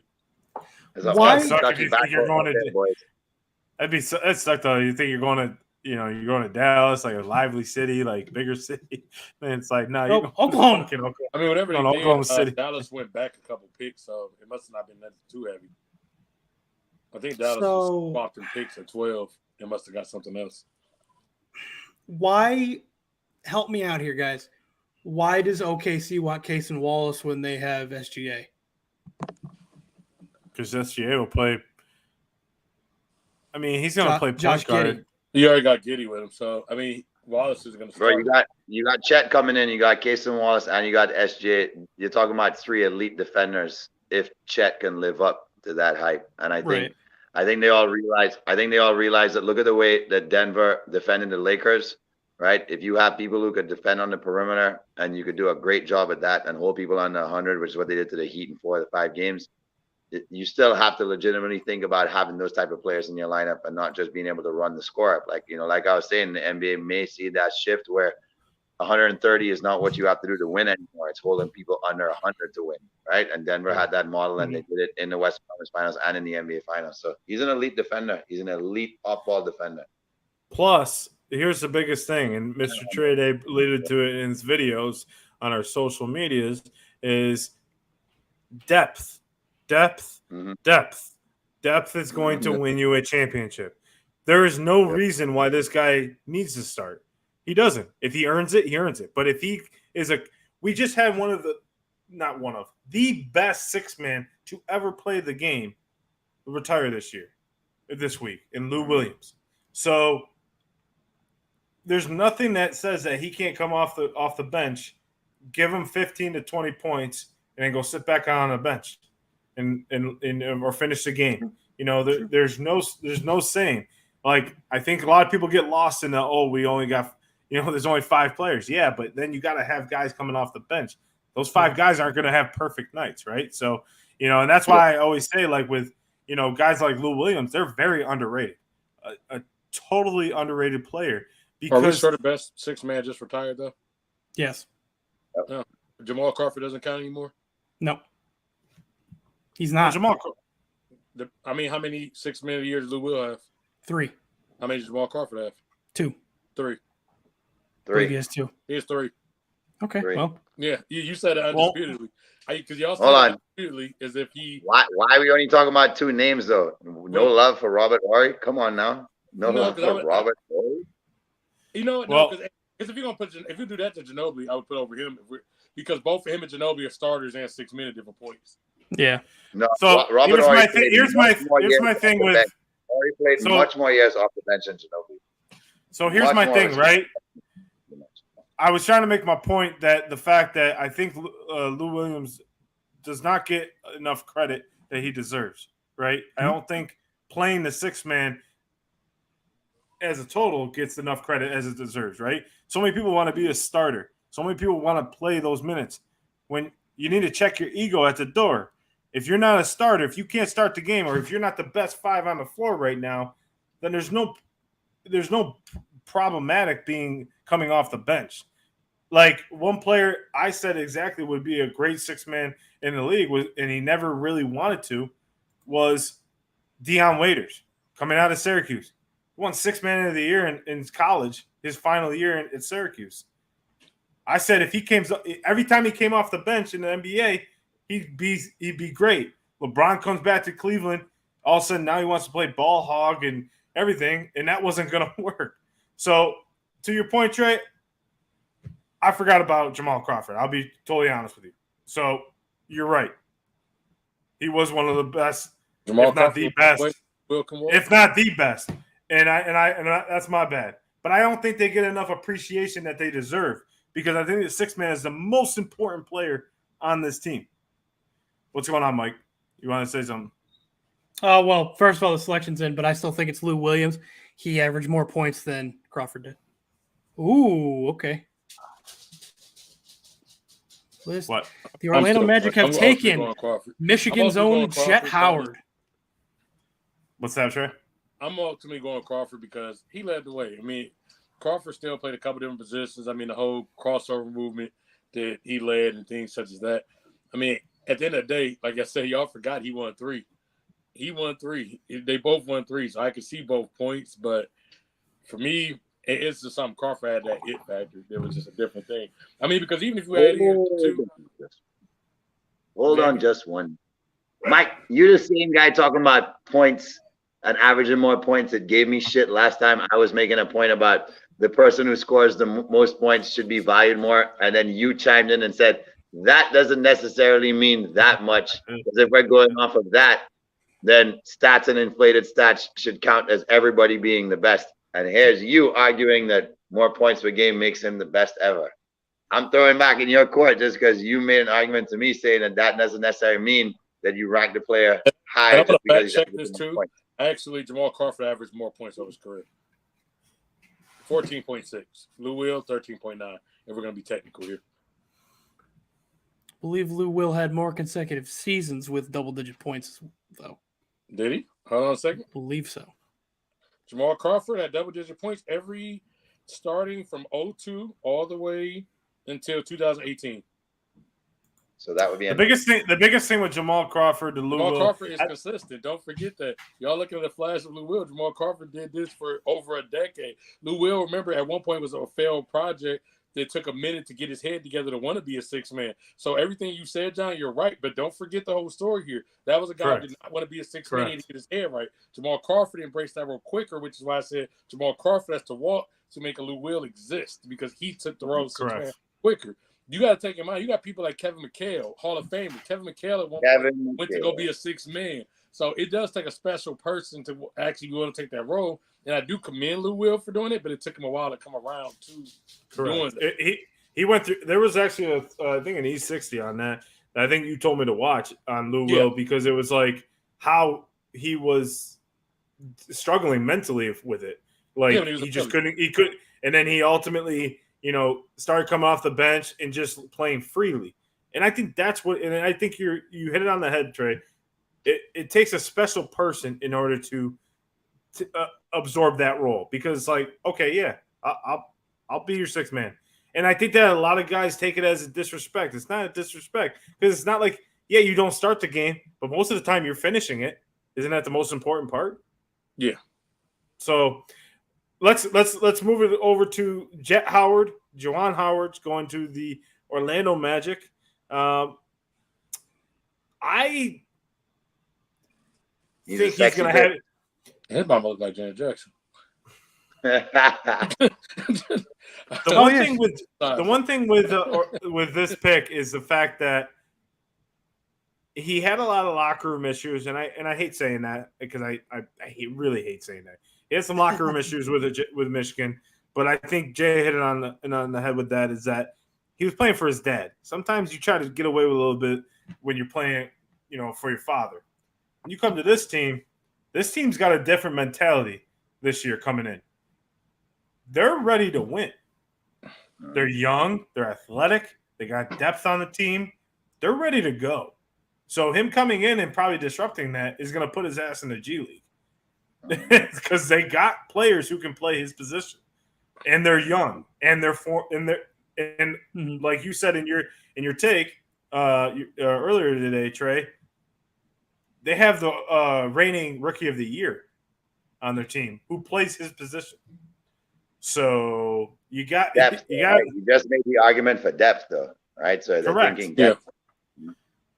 I don't think he does play his position. They got Jet Howard listed as a guard. Oh, they listed as a guard because he's a shooter. Small forward or power forward. He's small forward at Michigan. That's why. Oh, okay. Yeah. Well, but they can list him. That means in Franz Wagner's place, and Franz ain't going to the bench, so he's playing on the bench. And then Jalen Suggs, he's not putting Jalen Suggs on the bench. So at that point, it does add some height into that guard forward rotation. I'm not talking weight. I'm talking height. He's tall. He's 5 inches taller than Jalen Suggs. You know, this is one of my old moments where Cole Anthony is Greg Anthony's kid, and now Juwan Howard's kid is going to be on the same team. So these You forget Cole Anthony's Greg Anthony's kid. Yeah, now we're out here watching like two former, like really good NBA players' kids are going to be on the court together. Greg Anthony. Hey, Mike, I think your boy Lively might go here. I think OKC might reach. They really need a shot blocker or something. But first of all, but I thought this not my boy. Going to the Mavericks, I believe. That out there. What? Yeah, this is going to the It's Mavericks. going to be the Mavericks. Oh, it's big on the Mavs. Okay. So yeah, and we just had a trade alert earlier, and I didn't see it, but there was a trade alert. I believe it was the Bulls and the Pacers. If I'm correct. No, they were talking about a past trade with the Bulls. That was the Bulls Orlando one years ago. Yeah, that got the Magic that pick. Gotcha. Okay, just wanted to make sure. I mean, this is Dallas's pick. Lively's going to go to Dallas. This is That's why they traded. Malin's uncle's going to go nuts right now, so I got to text him real quick. It's a good pick. I mean, honestly, Lively's a good pick there. I didn't see what else Dallas because he was saying that they need that presence. Luka's a ball hog. At the end of the day, he's going to take 75% of those shots. So if he's going to take 75% of those shots, there's no really needing a shooting guard, right? And having Kyrie come back, which I don't believe is going to happen, could be up in the air. Okay, I see what the Mavericks did. The Mavericks dumped that Davis Bertans contract. Oh, they were finally able to get rid of it. Okay. That's how they moved back 2 spots to dump that contract, which then, I guess, for their sake, maybe clear more money for Kyrie or anything else they may want to add with that. Yeah, Mike's cousin says, "Hey, Trey. What's going on? What's going on, Anthony?" So he's a big fan. By the way, guys, he's a big fan. Wait, who's Anthony a fan of? He's not. He's a fan of you. Yes. No, he's. I don't think he really has an NBA team. I was saying he's a big fan of us. He always asks about us and stuff. So we definitely appreciate it. So, but yeah, I think that with this Dallas pick, because it's OKC's pick, but it'll be for Dallas. Right. The one that's coming up here is going to be pretty interesting for me is Toronto. Where they go from here, with Toronto. I know they don't best guard available. Yeah, I mean, you're going to have to. Grady Dick.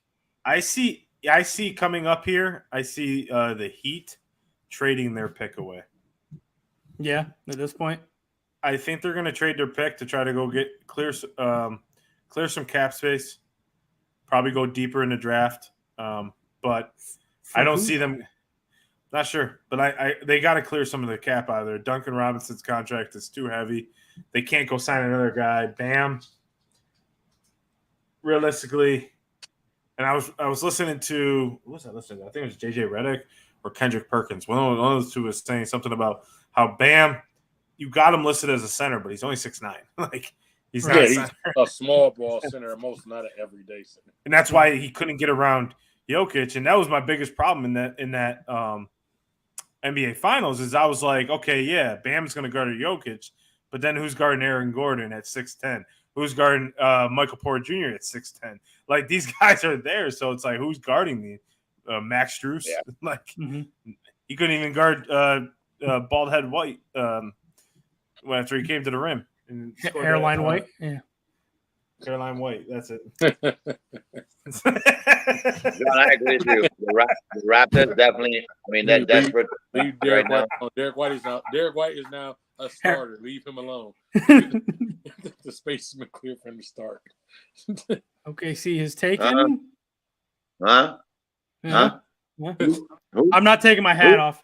Yeah, that is starter Derek White. OKC has taken and given to Dallas Derek Lively. Yep. This is good. This is a bit. Like I said, this is a big pick for them. When I watched him at Duke this past season, he was very active. And the biggest thing for him is he doesn't need a lot of transition, right? He's going to play because I say Coach K's offense, but John Shire's offense there at Duke is more of an NBA style offense. It's fast, it's moving. He wants his centers to move. He doesn't want them sitting back doing nothing. He wants them up and down the court. And I noticed that when Duke played Syracuse, is he was very active. He was always beating Jesse Edwards down the court. Even if Jesse Edwards had 2 strides, he was always boom right back down the court. And that's what Dallas is going to need on their team, is that type of presence for Luka. Get the ball into him, and it'll attract guys because he's 7'2", and then leave Luka wide open, and maybe he'll become like a Luka, or not Luka, Jokic, where he can dish out and get like 10 assists a game just off passing to Luka. So, those type of players are key for these teams. And I think these teams have done a great job drafting for what they need instead of what the shiny toy is out there. Yeah. Yep.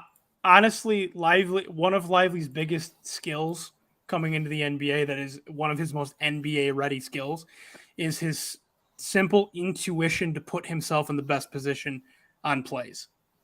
I mean, I can speak to it all. I know, John, you've said you can speak to it plenty, having seen him play Syracuse. I could speak to it plenty, seeing him play UNC. Both ends of the floor, as you said, with Coach K and John Shires, what their offense and defense is based around, he would always put himself in the right spot to be able to at least help make the play, if not make the play. Especially his defense, I'm saying his defense impressed me immensely. Just his ability to be in the right spot to grab a tough rebound or get a block or just be in the passing lanes, be a disruptor. So, yeah, I think this is a perfect pickup for Dallas to complement Luka and potentially Kyrie if they are able to bring him back. Yeah, and if Kyrie's there, Kyrie's getting 3 or 4 assists more a game just off this guy throwing alley-oops off the slot. So I'm just proud of them getting that terrible Davis Bertans contract off of the books. They were going to pay Davis Bertans $17 million this year. That is ridiculous. How much? $17 million. And they were able to dump him by trading back and still getting Lively. So I commend the Dallas on that move. So Trey, Anthony's stuck between the Lakers and Warriors. You want to convince him to go to the Lakers? We have the most championships. We had the most championships in NBA history. This is the easy one. So he is a Yankee fan. He's a Yankee fan. He is a Yankee fan. So okay, you're already there. You're already a Yankees fan. You might as well be Yankees, Cowboys, Lakers. No. He actually does. He does like the Cowboys. Actually, he does. Well, that means he's my favorite cousin of yours because he's also a big Syracuse fan. Hey, but Tony, here's what you gotta remember. Tony comes from that Steph Curry era where like all the kids love some Steph Curry, so it's hard to argue against the player. Tell me right now, LeBron or Chef, Tony? Who's your guy? Well, he did say Steph Curry in the comments. Who's your favorite player in general? Steph Curry. Steph Curry. Is Steph his favorite player, or just he likes more than LeBron? No, Steph's his favorite player. It's one or two ways. Yes, you can go be a Warriors fan, but he's not going to be there forever. The Lakers, no matter what, always stay next to him. We can go all the way back to Gail Goodrich. We can go to Magic Johnson. We can go to Elgin Baylor, Kobe. The logo. There's always going to be excellence. I mean, if you go back to the Warriors, I mean, Chris Mullin, those guys, they were cool, but Chris Mullin ain't. Jason Richardson.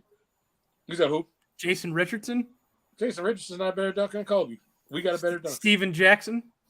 Steven Jackson. We don't even look at him. Baron Davis. When I think Steven Jackson, I think Indiana Pacers. Baron Davis was. I think of him in that crowd, but Baron Davis. I got a question for you guys. Chris Weber. Which team is going to? So, which team do you feel is going to trade in to get a pick in the first round? And that is between the 76ers, the Knicks, the Celtics, oh man, Mike, help me out here.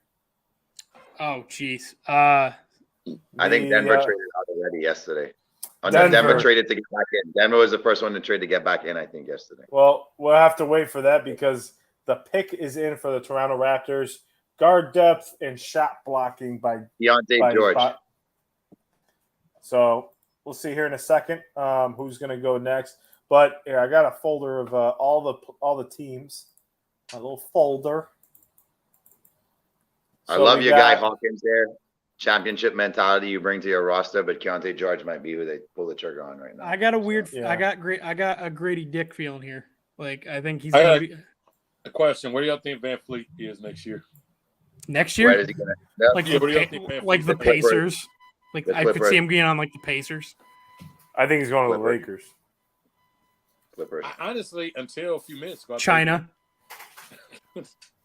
Why? thought- He's a you know, why? Orlando, but I don't. Why are think you so. disrespecting him like that? I no, I'm just saying.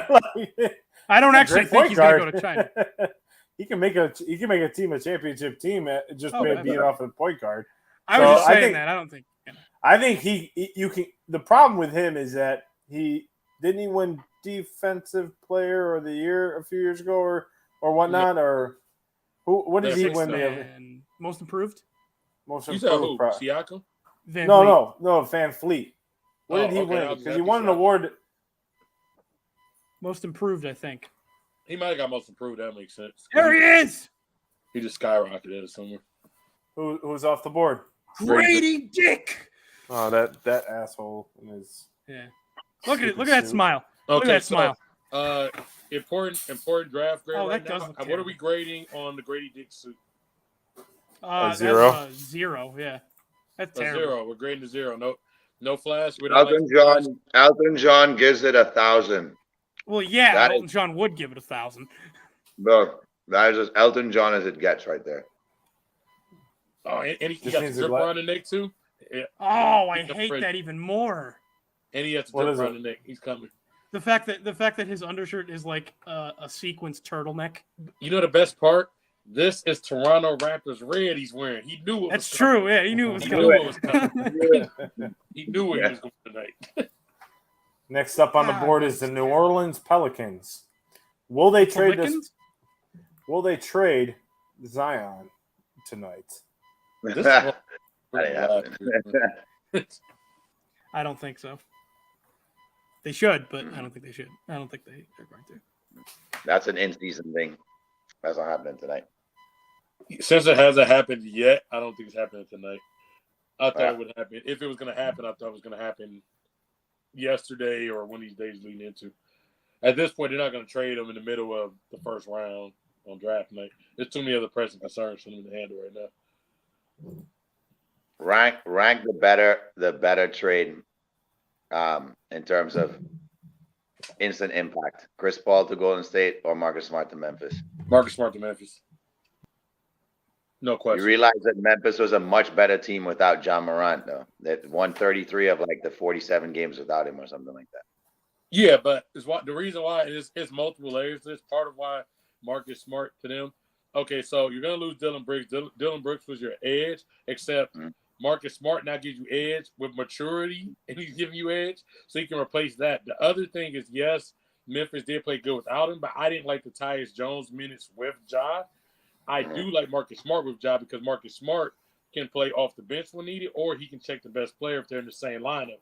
But I actually like in the Marcus Smart thing too, and it's funny. If you, I was hearing this the other day. Marcus Smart is 29 now, right? Comes from the Boston Celtics. Do you remember who else came from the Boston Celtics and went to Memphis? Defender years ago, Tony Allen. So it's the same True. effect. Now you're bringing Very true. Brian guys. So I kind of liken this to when Tony Allen went from Boston to Memphis. So that's what I'm expecting. So I love that trade for them. I think they killed two birds with one stone. So I loved it. Plus, I was talking to Trey earlier about this, Jay, is that he brings a younger presence and he brings that tenacity that Dylan Brooks ultimately had. He had that trash talking, but had nothing to back it up. Like Marcus Smart has taken a team to the Eastern Conference Finals 4 years out of 5. He's taken a team to the he's been with the team that's gone to the NBA Finals. He's been a key contributor. He's won Sixth Man of the Year. He's a great defender. He's a great teammate. So ultimately, and he's not afraid to trash talk on the court and defend his guys, right? So where I think the Celtics, he won Defensive Player of the Year. I thought it was Defensive Player of the Year. He won Defensive Player of the Year. Defensive, correct. I'm sorry. One other thing that I forget there. The Defensive Player of the Year last year was Jaren Jackson. Defensive Player of the Year the year before that was Marcus Smart. Now you have the Defensive Player of the Year who was the last big Defensive Player of the Year with the guard. So that's nasty. You're feeding – Marcus Smart is feeding it to Jackson. And then hopefully you have a Ja Morant with his head on on straight now. Not that he didn't. I mean, he didn't before, right? You know, he was living up in the limelight. He was all, and I think Marcus Smart is a perfect person who can be like, I've been there, man. You know, with the situation at Oklahoma State now, and we're not going to get too much into it. He was well deserving to do that. What he did at Oklahoma State for what happened, I don't blame him at all. But he's been in some sort of, you know, controversial moment. Controversial moment off the court or on the court where he can take John Morant under his wing and say, "Look, man, like I get like you got a lot of money and everything. Like you can mentor him." And I think everybody hopes so. I think everybody hopes so for sake of seeing John on the court for at least 5, 6, 7 more years. Like at a high level. It does nothing for the NBA if he flakes out. Let's just say next year something bad happens next year and he flakes out. It does nothing good for the NBA. It only does stuff that's bad, and it's not going to be good, you know, for that. So when you're looking at Marcus Smart, I think it's a great pickup. As for New Orleans, I'm not sure, you know, what, you know, is going on, you know, with them. In my opinion, I think they're similar to the Magic. They're not too far off. Made the playoffs last year, I believe, right? No. You said who?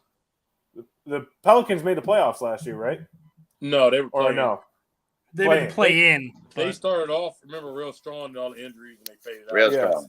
They were so they have a lot of potential, but what they need to do is get rid of Zion's contract, go get themselves a young guy here, and then get a lot of role players. Because I think they have a starting rotation if they draft someone smart here. And I think they might have to go forward here. You know, they have the best player that nobody talks about, and that's Brandon Ingram for his skill set. Brandon Ingram is a poor man's Kevin Durant. So you think Jordan Hawkins fits with him? I would love to see that. That's what you're about to see. Yeah, I'd love to see that. I'd love to see that. Because Jordan Hawkins gives them that depth with when CJ's on the bench, he comes in and he could provide that same spark. And CJ slowly getting up there, so they do need to get some. What about Nick Smith? You said what about who? Nick Smith from Arkansas. Well, the pick is in. Pick in, but so I like what they did. I like it as is. Trey's ahead of us, so. No, I'm not ahead of you. My source got off the plane now. The source got off the plane. That's what happened. I'm looking at JJ Redick talk still on my screen. Yeah, same here. Yeah, I'm slow. I'm on a streaming service. I mean, honestly, to your point earlier, John, you could be able to move Zion specifically to the Knicks for RJ Barrett. That's a terrible move. I'm gonna need more than that. Well, and more than that, but I'm saying you're going to get a player back because the Knicks aren't going to take that contract solely. If I'm a Knicks fan, I don't want that player. You want to play with him. It's the Knicks. If I'm the Knicks, I go get probably like Paul George. He seems to be available, whether they want to say it or not. Sometimes when the smoke is fired, and we can't hear Paul George's name this week. I'm just saying, is there any more like the Knicks? I think are a team that would be willing to. I'm not saying it's a good idea, but would be willing to take that flyer on Zion and trust that he's going to remain healthy and live up to the contract. It's not about healthiness. It's about he's out of shape. Basically, you're bringing in injury-prone Julius Randle. Correct. So you just pair him with Julius Randle and you see what you got. Can you imagine Thibodeau trying to run that dude into the ground? Yes. No. That sounds. And you put him in the biggest city. And you put him in the biggest city in the world. Yep. Where it never sleeps. I'm not saying it's a good idea. I get it. You're not saying it's a good idea. You say you can see it realistic. I can see it realistically happening. Jordan, Trey, is your source back online? Is your source back online, Trey? Yep. Okay. Yep. The private jet landed. Well. Yeah. Jordan Hawkins is 6'5", like 195 shooting guard out of UConn, won a national championship and won MVP of that game. So he is an elite guard. I think he's going to Championship make the caliber player. championship caliber. He understands how to get out of a slump. I don't know how important that sounds, but it is. It's very important because he selflessly never stopped. When he went into a 10-game slump with UConn at the end of the year, Dan Hurley said he wanted to focus on his defensive game. He knew his shot would come back, but he wanted to focus on defense and what he could do defensively to help the team. Now, if that's not an NBA, ready player, I don't know what is, because he changed it around, shots started flowing, and he became an unstoppable player. And let's talk about two UConn players who are unstoppable players: Rip Hamilton and Ray Allen. So if he's the third coming of, because he has both of their games, he plays a very similar game. So if that's a sign of things to come, this might be the steal of the draft. You might be right, John. Yeah, Ray Allen they were just comparing him to Ray Allen. Yeah. On the coverage. Those guys are mediocre, not even Hall of Famers. No, not even. No, terrible. But I think this is a good pick. I mean, New Orleans. I think this allows CJ to kind of take the lead as the point. Allow Jordan go be guard, and then you got a great 3-4-5 in Brandon Ingram. Who's their 4 and 5? Zion. And no. Who's the actual guy that plays? The consistent. That's the thing. Zion's not even hurt. I hate this shit. I'm trying to remember the young kid's name, and I can't get him, but super athletic young kid. I think he was a second-year player last year. His name's not coming to mind, but deep, runs the floor really well. He's sort of that hybrid, forward center. His name's not coming to mind right now, but super athletic. Herbert Jones or Jackson Hayes? Jackson Hayes. Hayes, yeah. Jones plays the 3. Yeah, Jackson Hayes. Yep. This is big. I mean, I think this is going to be great. And now we have the Hawks. The Hawks are in on their pick. I gotta think this is where Whitmore's going to go. What? Is Trae Young still going to be on the Hawks? Yeah, I think so. You try to find his replacement right now. It depends on this pick right here. Depends on this pick right here if he stays. I think he goes somewhere. I think he goes. I think he is traded. I don't think they're championship because they're thinking about trading John Collins. And I think if they trade John Trae Young Collins, just seem like a Clippers guy, though. I mean, I don't think the Lakers can afford him unless they move Anthony Davis. I don't think there's a lot of teams that need a point guard. Dallas would be a good opportunity if Kyrie doesn't sign. I hate to be one of those guys. I'd like to have him in Miami. Wouldn't that be ironic that Trae and Luka end up on the same team, though? I'd like to have him in New York. Y'all got a point guard. Jalen Brunson. Ooh. Yeah, you can never. Hey, positionless basketball. You put them little dudes back there and they'll get ran through. You better not put the two backcourt together. Oh no, it's a constant combination of Trae Young, Jalen Brunson, Emmanuel Quickley, and Quentin Grimes. Good luck defending the perimeter. Well, I never said we're going to be able to defend the perimeter. It's just we're going to be fast. But how do we feel about Kobe Buffkin taking his place? Why? Because he just got maybe. picked?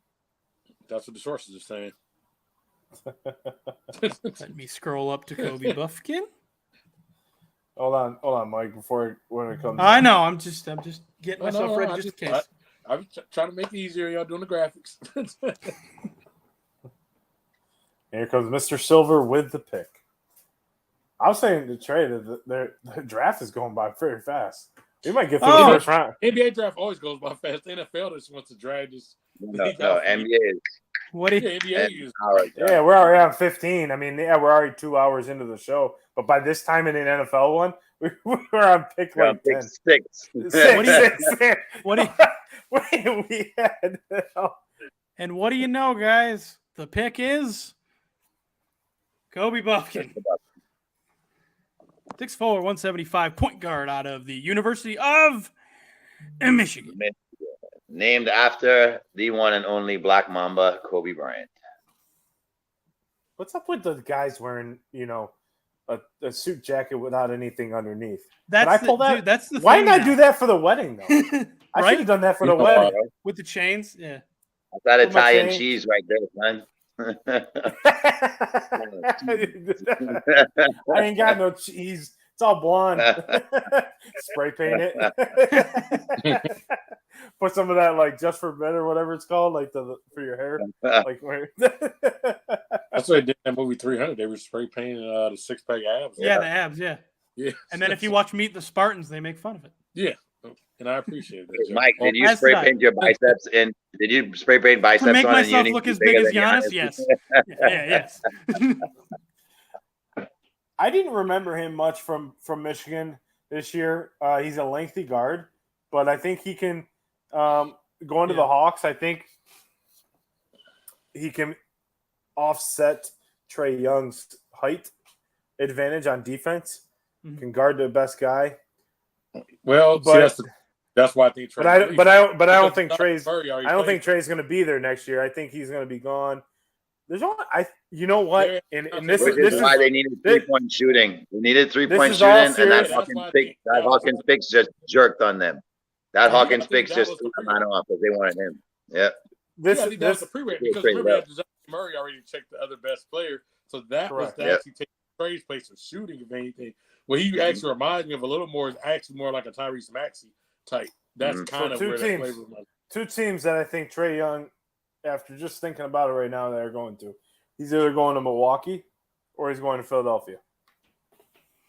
Those are the two Interesting. teams. I don't Milwaukee think he stays in the I can East. see Philly more. Why the I don't East is think he easy stays to in run the- through. Yeah, but the Hawks Yeah, aren't but- going to give him to the East. He's a free agent. No, he's not. No, he's not. He's He's not? going to He's get a traded. free agent. He's a free agent next year. It That's why opens they'll up his move him contract. now. Yeah, that's why Yeah. he goes now. I don't think trading inside the conference is a thing because it doesn't matter to them.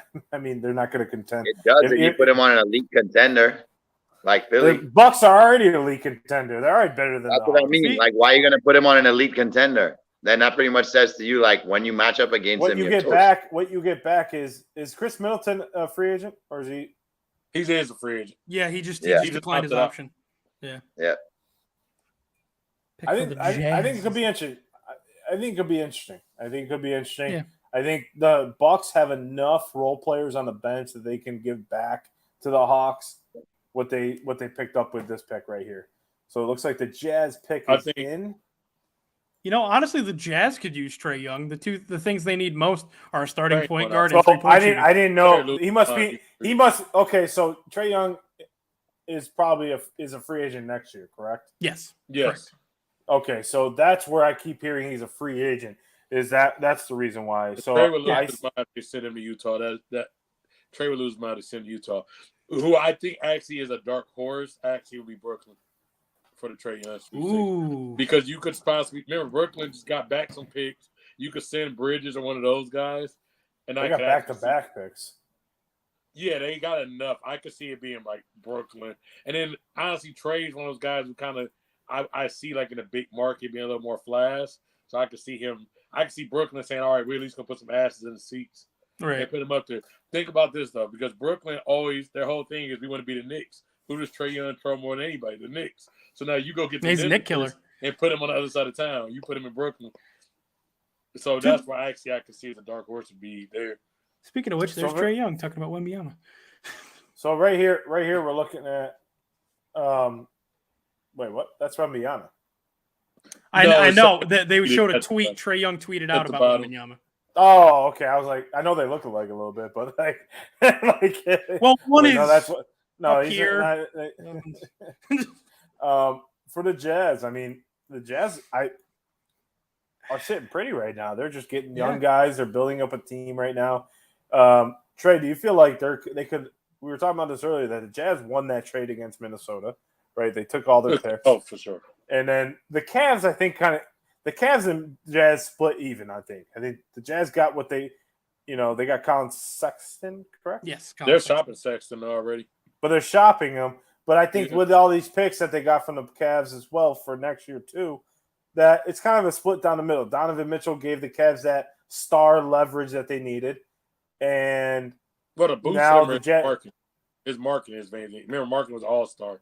That's what they got in the Cavs deal. That's the real big, the real big prime piece. thing. Yeah. What That's true. ended up being the biggest piece. Yeah, because it wasn't really Yeah. Sexton. It ended up being Marketing. He went to the All-Star game this year. So it ended up being really him. But these draft picks. But my question is, with these draft picks, do you feel like the Jazz could be back in contention within a year or two with having these drafts and potentially shopping Colin Sexton? You're not going to get much for Sexton. The thing with the Jazz, why I said Trey would never go there, because nobody wants to play in Utah. Let's just keep this honest. And I'm sorry if we got anybody listening to Utah. It is what it is. You see how when we hear they say a lot about how they treat the players out in Utah. So they better hit in this draft, in the next draft, with these Gobert and Mitchell picks or else, because no free agent is going to go there. If they try to trade from a start, they're probably going to be out. You almost need a weirdo like a Karl Malone to want to go play in Utah. Shout out to Karl, but he's a weirdo. Like, we need that kind of guy. The mailman. Yes, the mailman. So, you almost need like I need years the Jazz become like, I think they would maybe contend for the playoffs or something in the next couple of years. But you need almost like a Drew Timme to go play for the Jazz. Yeah, actually, that'd be a good fit. Well, Keontae George is going to be the pick, but we'll see how this works out. Man, I was going to make a prediction, and I would have been wrong. I'm trying to save you, bro. I understand that. I appreciate it. It's a long list of players. I'll save you the strolling. Yeah, I mean, I agree. I think in the next year or two, it's not going to be so much that they're contending for the title, but I think they'll start pushing, if not into the playoffs, they'll start putting a lot of pressure on playoff teams. I think they'll start putting pressure. It's just hard. The West and the East, the NBA is just deep. I mean, teams have gotten better. I mean, like right now, if Wembanyama is what we say he's going to be, I don't know if the Jazz will be better than the Spurs next year.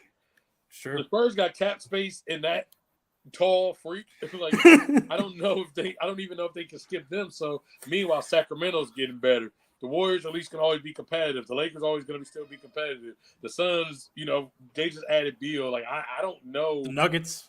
The Nuggets are I got the Nuggets. They are the reigning champs. It's a lot out there to go to try to start hopping people. New Orleans, we just won that whole soliloquy about how New Orleans has been like. Yeah, I mean, it's a Memphis that still got Ja if he can get his shit together. Like, it's a lot. I think this is the first year where we're looking at it in a long time that you're seeing. I'll say this after the pick. So, pick is in for the Jazz. Oh my God! It's Keontae George. 6'4", 220 shooting guard out of Baylor, and I believe he was on the. I think he was on the national championship team a few years ago. I believe he was. Not mistaken, but I think to your point, Trey, the NBA is it's very difficult if you're not gonna come in and make an instant, impact on your team. It's going to be very hard for you to get minutes. And that's where I think over the next, we're seeing it now even more, but over the next maybe 3 to 5 years, the G League is going to become a very elite league. Yeah. Because you're going to have a lot of talent in there, a lot of first-round picks. Maybe not the first 5, but you're going to have picks from 5, maybe 6 on in the G League because there's just no room. And if the guy's hitting in G League, it's almost going to be like that baseball mentality. Like, baseball, they send the guys, they draft a guy number 1, and unless you're Bryce Harper or Mike Trout, you're going straight to the, minors, and you're going straight to single A, which I've never understood, but, with baseballs. But I guess that's my argument with baseball and never growing that, they send their best play. As a side note for baseball, to be honest, even first overall picks usually aren't ready for the majors. They don't pick them. There's nobody available ready for the majors outside of like when you get your Bryce Harpers. Like Trout didn't jump straight to the majors. He played the minors. Not for long. No, but it's very rare that he moved up like within a month, and he was in the majors. He was playing for. I don't think it was a month, but Anaheim. It's the Angels. It's like, well, they were a contending team at that time. Not then. Not then. The Yankees were that was supposed to be the Yankees pick. The rotation. Yeah, right. Make sure you all check out the rotation weekly podcast. Or we can argue about baseball all day long. Yep. At the end of the day, baseball needs to grow in that aspect in bringing up players sooner than later. But moving on. But sometimes you got to put Yeah. out there. I mean, and I'll say this, even for baseball, sometimes guys aren't ready, but sometimes if you're on a certain team and the team is failing, you may as well throw the guy out there and at least put some asses in the seats. I mean, you see that in every sport other than baseball, where if you're like let's say, remember that year, what was it, the Orioles who just were like just awful, and the fans were like, what are we doing here? If you got a prospect down there, just throw somebody out there, at least give us some hope. And I think sometimes baseball fails at that. I'm not saying take a team, like let's say like the Dodgers, a team like that, who's like trying to contend on a World Series, and just go to Myers, like, hey, let's just throw this prospect up. But if you're at the bottom, at a certain point, man, just throw this guy out here and let's see what happens. Give him some real major league reps, especially that second half of the year, once you start to get past the All-Star break and you know you aren't playing for anything. Because if worst case, maybe get some momentum, he kind of learns how to be a pro a little bit better. Even if he's not an everyday player, just put him on the active roster, maybe let him DH, do something, just to at least get acclimated a little bit more if you have to. Well, that's my biggest thing with baseball as well. Is like right now the Yankees are struggling right now. We have a kid in the minors that was batting 400. It was supposed to be our top prospect, our top prime prospect. Yeah, he's not playing very well in the minors right now, but bring him up. What the hell? Like, you're not doing anything. You're not doing anything well right now, and you're supposed to contend as the Yankees. So I agree with you. Like, it's just, why not throw him out there? What does it hurt? He goes out there, starts batting 400. Oh, confidence. He's got to learn to go through slumps eventually. So why not put him in there? So I agree with you, Trey. Like and I'm not saying he got to be he doesn't have to be every night. Yeah, be every day. Bring him up for a couple games and send him back down if you want to. Like it's exactly like that. Gotta be. There's 162 games in a Major League Baseball season. It's not like you don't have to like bring him up. It's not like a 16-game NFL season where like every game counts. Like every game counts in majors, but like you can go through those slumps. Maybe that's a spark plug that can help you catapult to the next level, right? Some guys are made for it. I mean, what do you feel about this, Mike? I have explained why they don't do it. But what no. I agree. I'm about to. If you let me finish, I will tell you.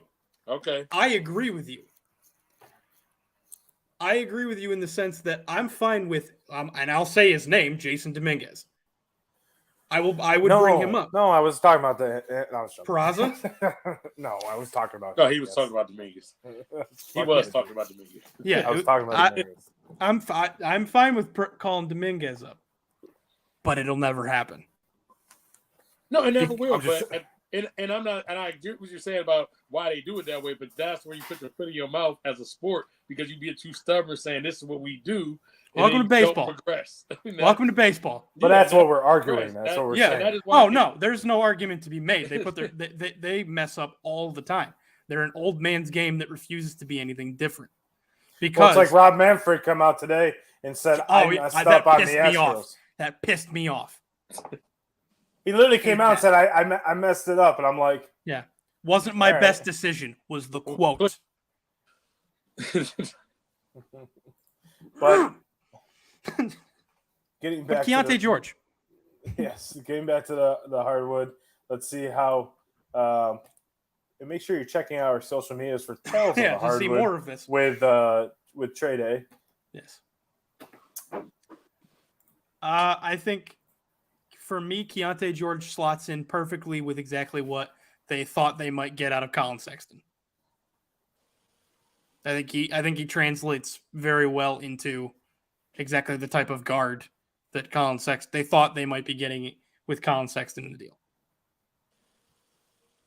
Yeah. But he's younger. So perhaps you're able to develop someone that actually wants to play, can give you what you thought Sexton was going to give you, but actually wants to play in Utah because he's there from day one. Yeah, I mean, Utah's an interesting place, right? Like, it takes a special person, like Trey said, to be in Utah.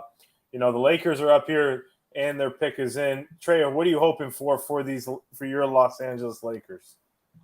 Of Anaheim. Well, ultimately, I would put it this way. got nothing against Jalen Hood. I just don't think he's going to be on the team much longer than the next, 2 days. True. Okay. If you get Well, him, like,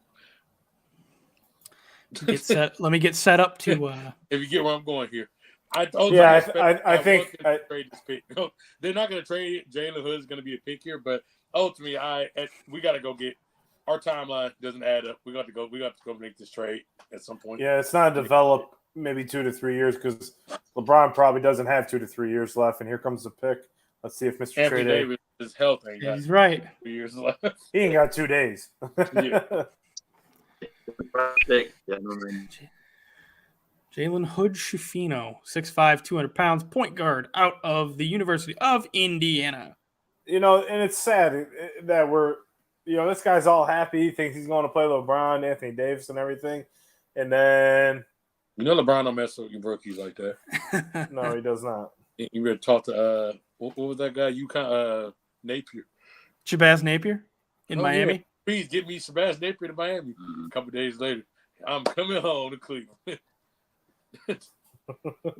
And then, like a year later, we're trading Shabazz Napier. And then he gets to Cleveland. And remember, he writes the letter out. Whose name is not there? Andrew Wiggins. Right. So and Deion Wiggins. He won't be here. But shout out to him. Congratulations.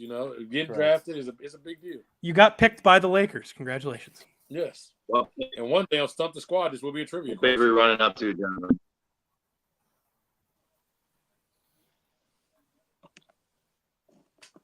I think Jamie, yeah. We lost Jamie here. Yeah. Cutting up. Freezy. So you think you're gonna who do you think they're gonna trade for though? Who do the Lakers need right now? Who do the Lakers need right now? I mean, the team that you put together. I just don't think they necessarily got the pieces for it. I think it's gonna end up.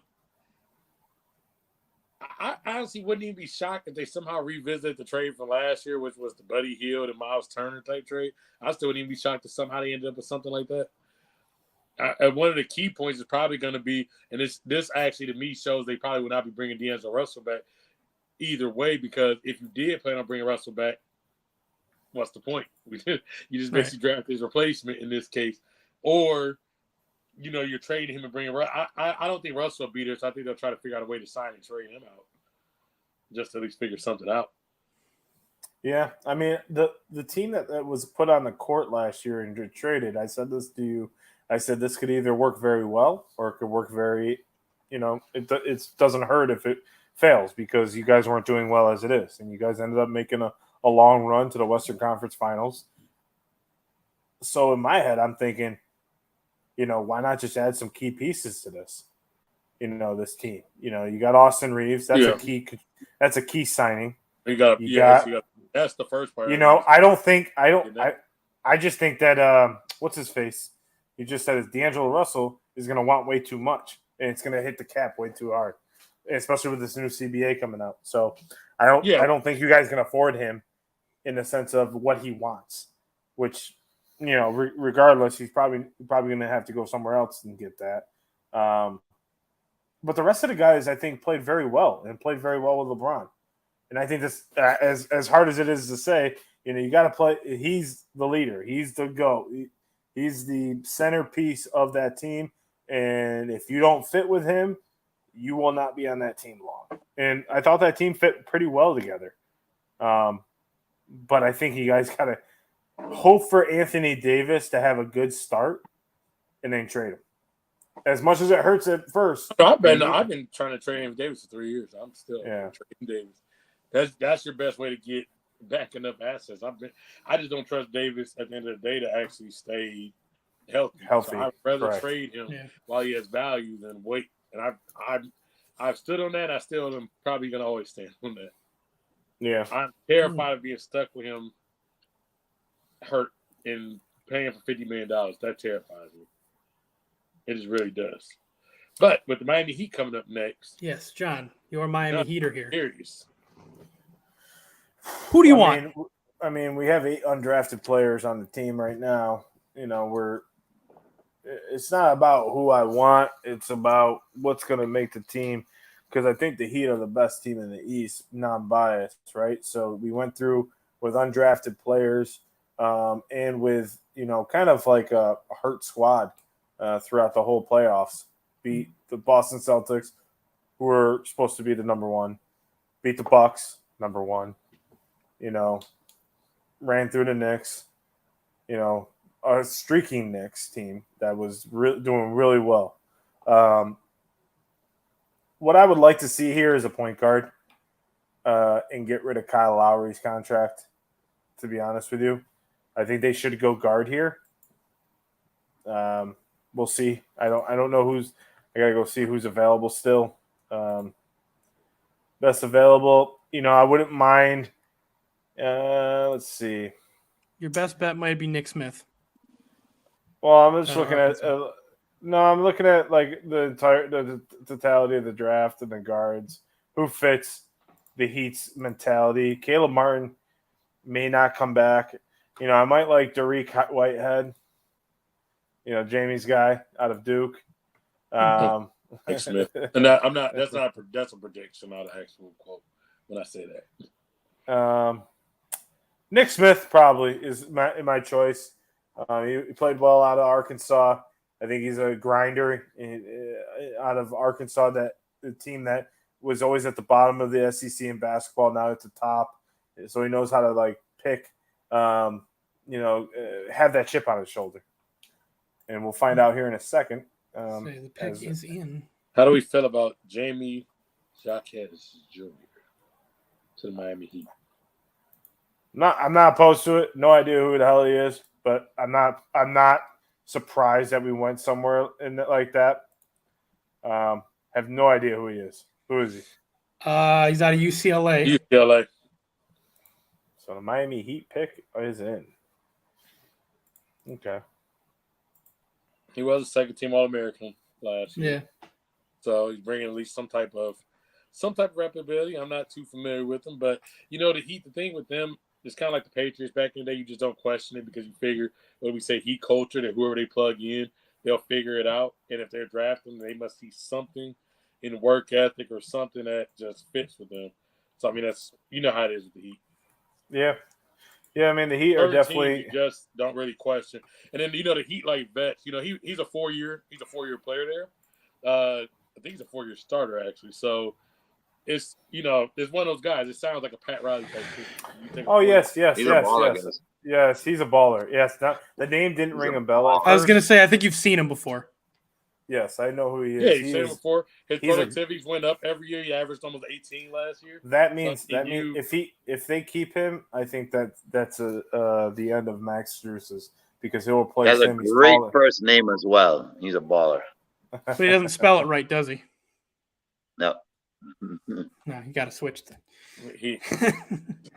Yeah. So this surprises me a little bit for him, only because he wasn't considered this high. Mm. He was more of an end of the first round, beginning of the second round guy. I think because of the height difference at his position. Obviously, positionless basketball and all that, but you're thinking, especially given the way the Heat lineup is made up and the way UCLA played in the Pac-12, he's going to be matched up against a lot of threes, quote unquote threes. Yeah. And so he's I don't shorter know. I think they can get good assets for Duncan Robinson right now when the chips are hot, dump that salary and have him be a better Duncan Robinson down low. Like, he could defend better down low than Duncan Robinson can. So you sacrifice shooting for size, I suppose? You can find that shooting again. That contract is terrible. He can shoot. He can shoot. Not like Duncan. I'm saying like Duncan Robinson. Like Duncan. Duncan has one of the worst contracts in the NBA right now. Yeah. You can dump that contract. You dump that contract. Yeah. Right now, they're holding him and Lowry have two of the worst contracts in the NBA, and they're holding both of them right now, which is partly why they have so many undrafted guys. If you can get somebody to take that Duncan Robinson contract, you do that ASAP. Yeah. If they were going to go front court, I mean, like you said, Trey, they must see something extra in him. If they were going to go the front court size route, I thought they'd go Whitmore. What's that? So I was saying it's based on what I saw pre-draft. This is considered a little early for him. He was more of considered a late first, early second talent. But to Trey's point, they must see something extra in him, intangibles wise. He's to got fit that. their system. He's got that chip on his shoulder type player. He's always played Right. like that at UCLA. Now I know who he is. He can really help the Heat. Defensively, he's a great defensive player, defensive forward. Seeing him at UCLA, he just had that chip. He just had that tenacity that you want. That is a Pat Riley-esque type player, and I think he's going to come in and make immediate help if they don't trade him. So that's the thing. I think they need this pick. I don't think they're in the same situation as the Lakers. They need this pick. They need to keep their young guys. They probably need to keep their players because they have too many undrafted players right now. The one guy I would like to keep is Caleb Martin, but I think he proved that he's going to get a contract. And then Max Strus is questionable. The one contract I wish they would never gave out was Duncan Robinson. That's what Jay and Trey were saying. But that's now that you have him, that's what your next order of business is to move that deal. Duncan's owed $18 million this year and $19 million next year. It's time to get that contract out the door ASAP. Correct. That's not a 19. You'll get yourself a player. That's not $2 million out of your player. No, because he doesn't perform at that. And ultimately, I don't care. If you don't perform in the playoffs, I care less what you do during the regular season. Doesn't matter to me. Yeah, he's got it. Yeah. No, and I think Jaquez can be that. I mean, he's never. I don't think he's ever going to be like your top scorer, your top rebounder, top anything. But he can definitely. He's the type, like you said. He's got the chip on his shoulder. He's got the dog in him. Like he'll contribute all over the floor, and have that. Time that we mentioned, he comes from the greatest program to ever hail out of God basketball. Arguably, UCLA basketball, nothing better. Pac-12 dominance. He'll come in and contribute for Pat Riley immediately. I do have a question for you, Bill. One, how do you feel, Mr. Walton, about the Chris Paul Golden State trade? One of the greatest point guards of all time. You pair him up with a great backcourt. If you can keep the green kid there, it reminds me of the Lakers teams. Even though the Pistons destroyed them in the finals, I see this team with perennial all-stars lining up the court. Big ticket stuff. Get out to the red. Oakwooks up in San Francisco. Get yourself on the trails. And then afterwards, go watch a great Golden State Warriors game with Chris Paul in the backcourt. It's amazing basketball. Nothing like California basketball. Well, with that amazing Bill Walton impression, the Golden State Warriors pick is in. Do you feel like this pick will stick with the Warriors, or do you think they're going to trade him? It's gone. Really? It's gone. Yeah. Okay. They're going to have to make room for Draymond. Are they bringing Draymond back? Yeah, I think so. Because I was thinking, looking at the best at those available. Them getting rid of Jordan Poole did, I think. Maybe. I was just thinking this might be a good spot for Chris Murray. I'm surprised you didn't say Chris, your boy Nick Smith, but Chris Murray is the perfect person for this spot. Perfect. Yeah. Trey sitting there silently knowing who they took. Adam Silver is here. I can't pronounce his name. I don't know how to pronounce this guy's name. James. Last name is nope.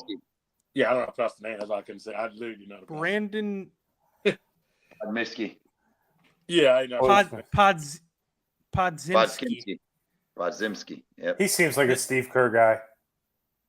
Mm-hmm. Sure. Where's he from? University of Santa Clara. Oh, wow. Where did you get that picture from, Mike? The dude has some doo-doo. That is his ESPN headshot. Oh. Yeah, that picture's amazing. We should have got some different headshot there because that doo-doo plots is doing him an injustice. That'll be all. If Draymond comes back, that'll be like the picture all over the locker room. He'll like print it and put it. Well, Brandon, what do you guys think about this Chris Paul trade? I mean, like Mike was asking me earlier, like, is he going to take the ball up? I said no. He's going to probably come off the bench because most likely they're not going to take the ball out of Steph Curry's hand. What it does is ultimately he comes in for Curry and he allows him to have Curry not play every night as well. Curry's starting to get older. You see the injuries starting to creep up more and more. This is actually better for Curry to have him in the backcourt, his veteran presence. But he's not going to replace Curry as the point guard. He's a better point guard than No, he's good for the second unit. He's good for the second unit because he can create for the second unit who all need to become better scorers. Correct. So it fits in pretty good. Correct. Curry's a way better point guard than Chris Paul. Yeah, so at this point, yes. no, in total, like you guys buy into the argument that he's a top 3-point guard of all time? Who? Chris Paul. Steph Curry. Oh, Steph yeah, Curry. Yeah. Steph Curry, Yeah, 100%. Now looking at a particular number they just showed on here, not surprising why Golden State would pick him up. 44% 3-point shooter in college. Steve Kerr kind of guy. Yeah, makes sense. Steve Kerr kind of guy. So here's the thing is, and it's not going to happen.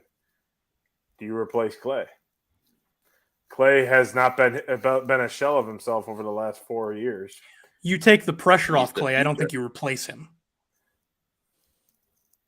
But this takes the pressure off. He's not been the Clay that we've seen prior COVID. If somebody called off the right thing, I trade Klay Thompson. Well, yeah, Trey, I would. Klay Thompson to the Lakers talk, Trey? I don't think he's going to the Lakers, but there's always been Klay to the Lakers because of the dad and all UCLA and there's a dad, and his dad played for the Lakers. He grew up a Kobe fan, a Lakers fan. His dad still's the Lakers announcer. He's still Stanford, I think. Really? Yeah, Michael Thompson is one of the Lakers radio announcers. Nice. It's been for like more than 10 years for years. Besides, he has to join his brother in LA. He plays for the Dodgers. Yeah, Trace Thompson. Yeah. Yeah, Trace. Yeah. He's actually not a bad player. Yeah, Say that. Yeah, good. Well, here comes the Houston Rockets with their second pick of the night. Mike, remind me who they picked with the first pick or the second pick? Their first pick, right? Then they got Thompson. Yeah, they got Eamon Thompson. Yeah. So who goes here? Well, their other position of need is supposedly power forward, but Jabari Smith there. Cam Whitmore, maybe Whitmore or Murray. Whitmore really his stock dropped big time, huh? Yeah, he was projected possibly top 5. Yeah. I wonder what's happened. I haven't heard anything of what's happened, but his stock got killed. Who? Cam Whitmore. Whitmore was like projected potentially top 5 pick. Like I had him at 5 going to Detroit, and he's still there. Yeah, he's dropped out of nowhere. I haven't seen anything of why, but I don't know if it's a medical or anything like that. And it seems to be that he's the guy of the night that's like, okay, now he's going. Nope, now he's going. But no, nope, now he's going. But seriously though, now he's going. Yeah, but no, guys, we were just kidding before. Now this time for real. I just talked to my guy in Houston. They actually just invited him down to a spot called Breakfast Club. It's a good little brunch spot. I just talked to one of the guys there. They say he's going to make an appearance at Breakfast Club tomorrow in Houston. So, Cam Whitmore to Houston. Well, the pick is not in yet, so we'll see here.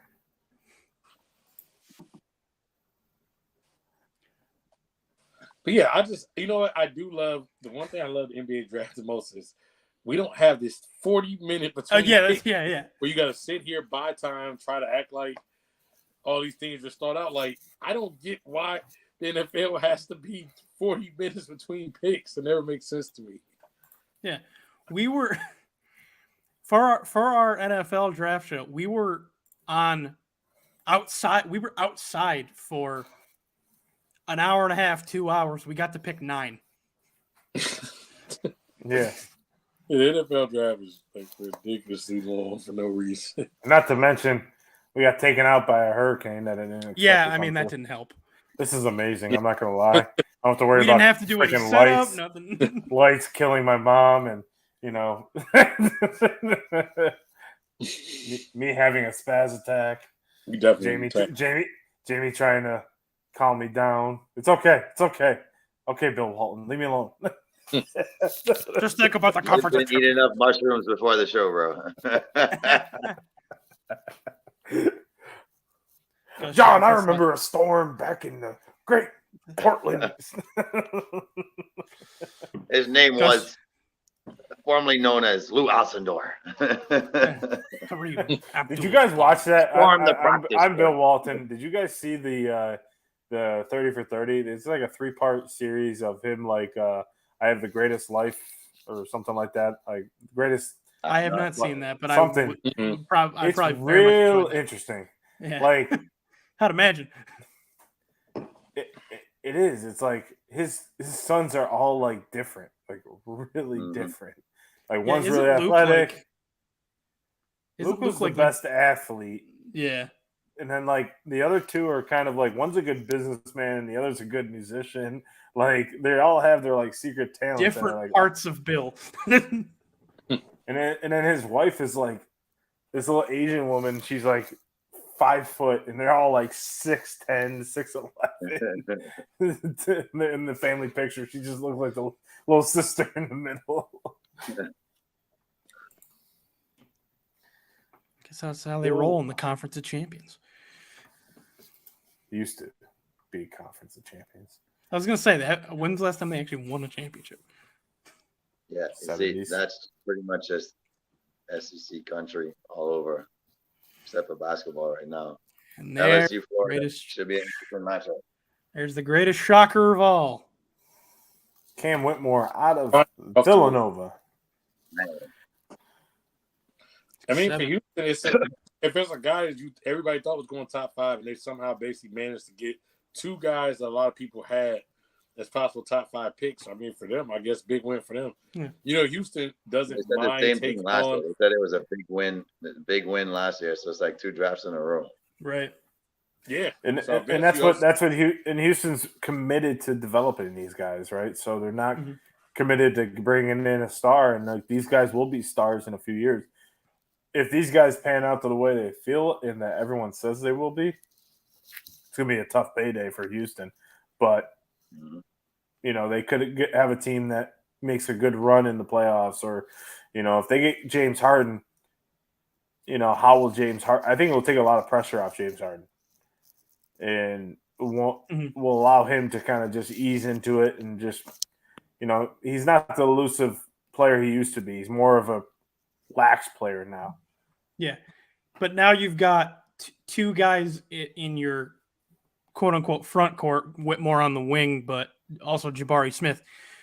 With this rotation of guards that you're presumably adding Harden to, you've now got 2 uber-athletic forwards that can spread the floor for these guards, whatever combo you've put on the floor.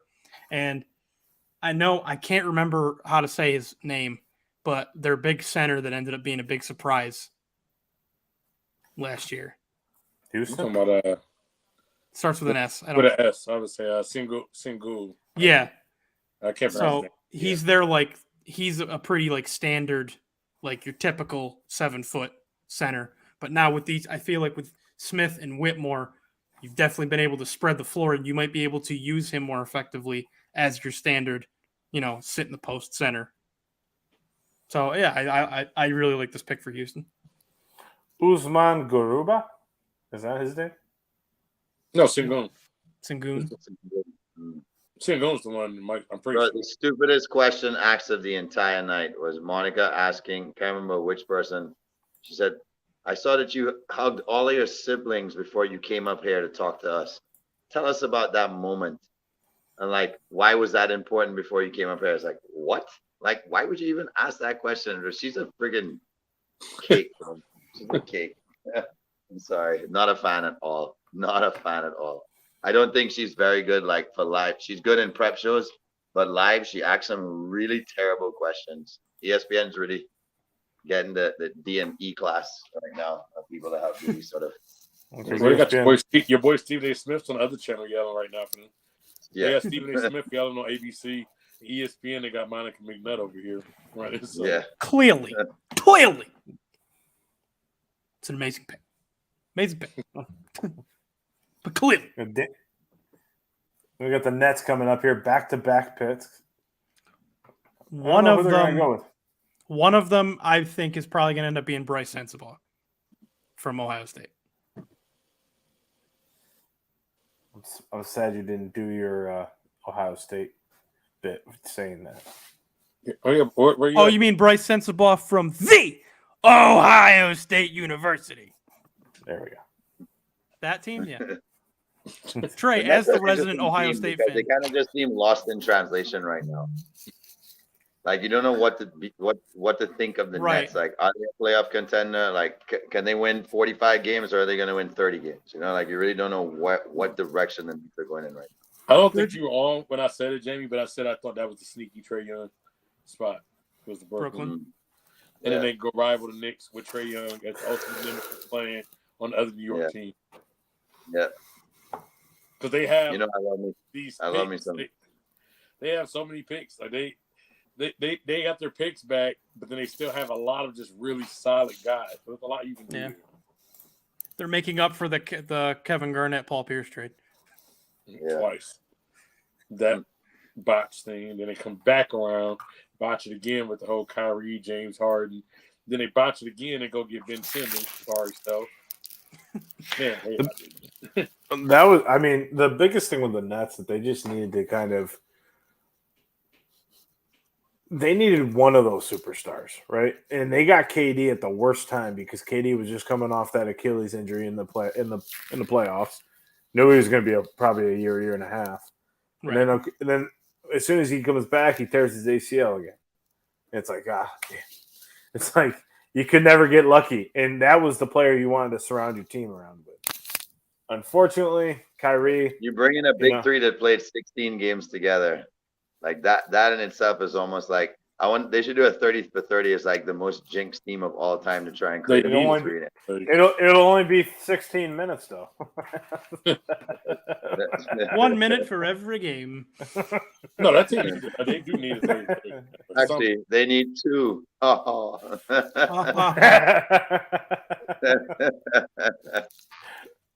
Ben Simmons' portion, it'll just be nothing there. The first, exactly, and that fits it perfect. Ben Simmons' portion, an empty chair.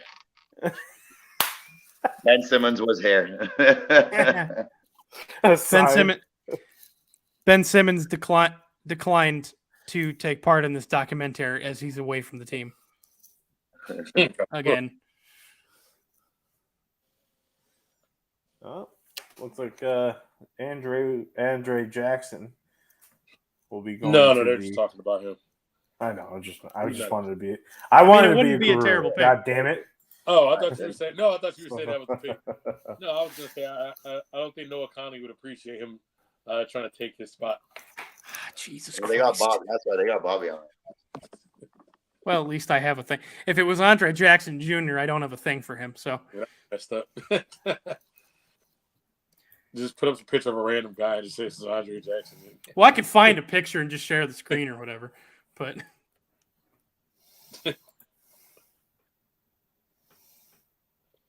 we'll see. I mean, no real trades tonight. Is that normal? Well, because they've been doing a lot of them before. I mean, we had like 2-3 crazy trades. A lot of activity in the last 2 days. Yeah, we had 2 crazy trades. We'll see it tomorrow.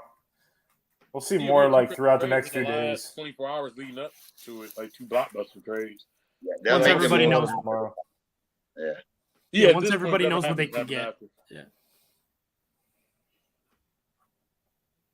So the home arena gets their pick tonight, and then gets another, and then they and they go back to back. First one is Clowney. But you know, this is one of those times Adam Silver should stay out there and say, all right, the next pick is. We don't need right. Back. Y'all had both picks. You see, y'all know we over.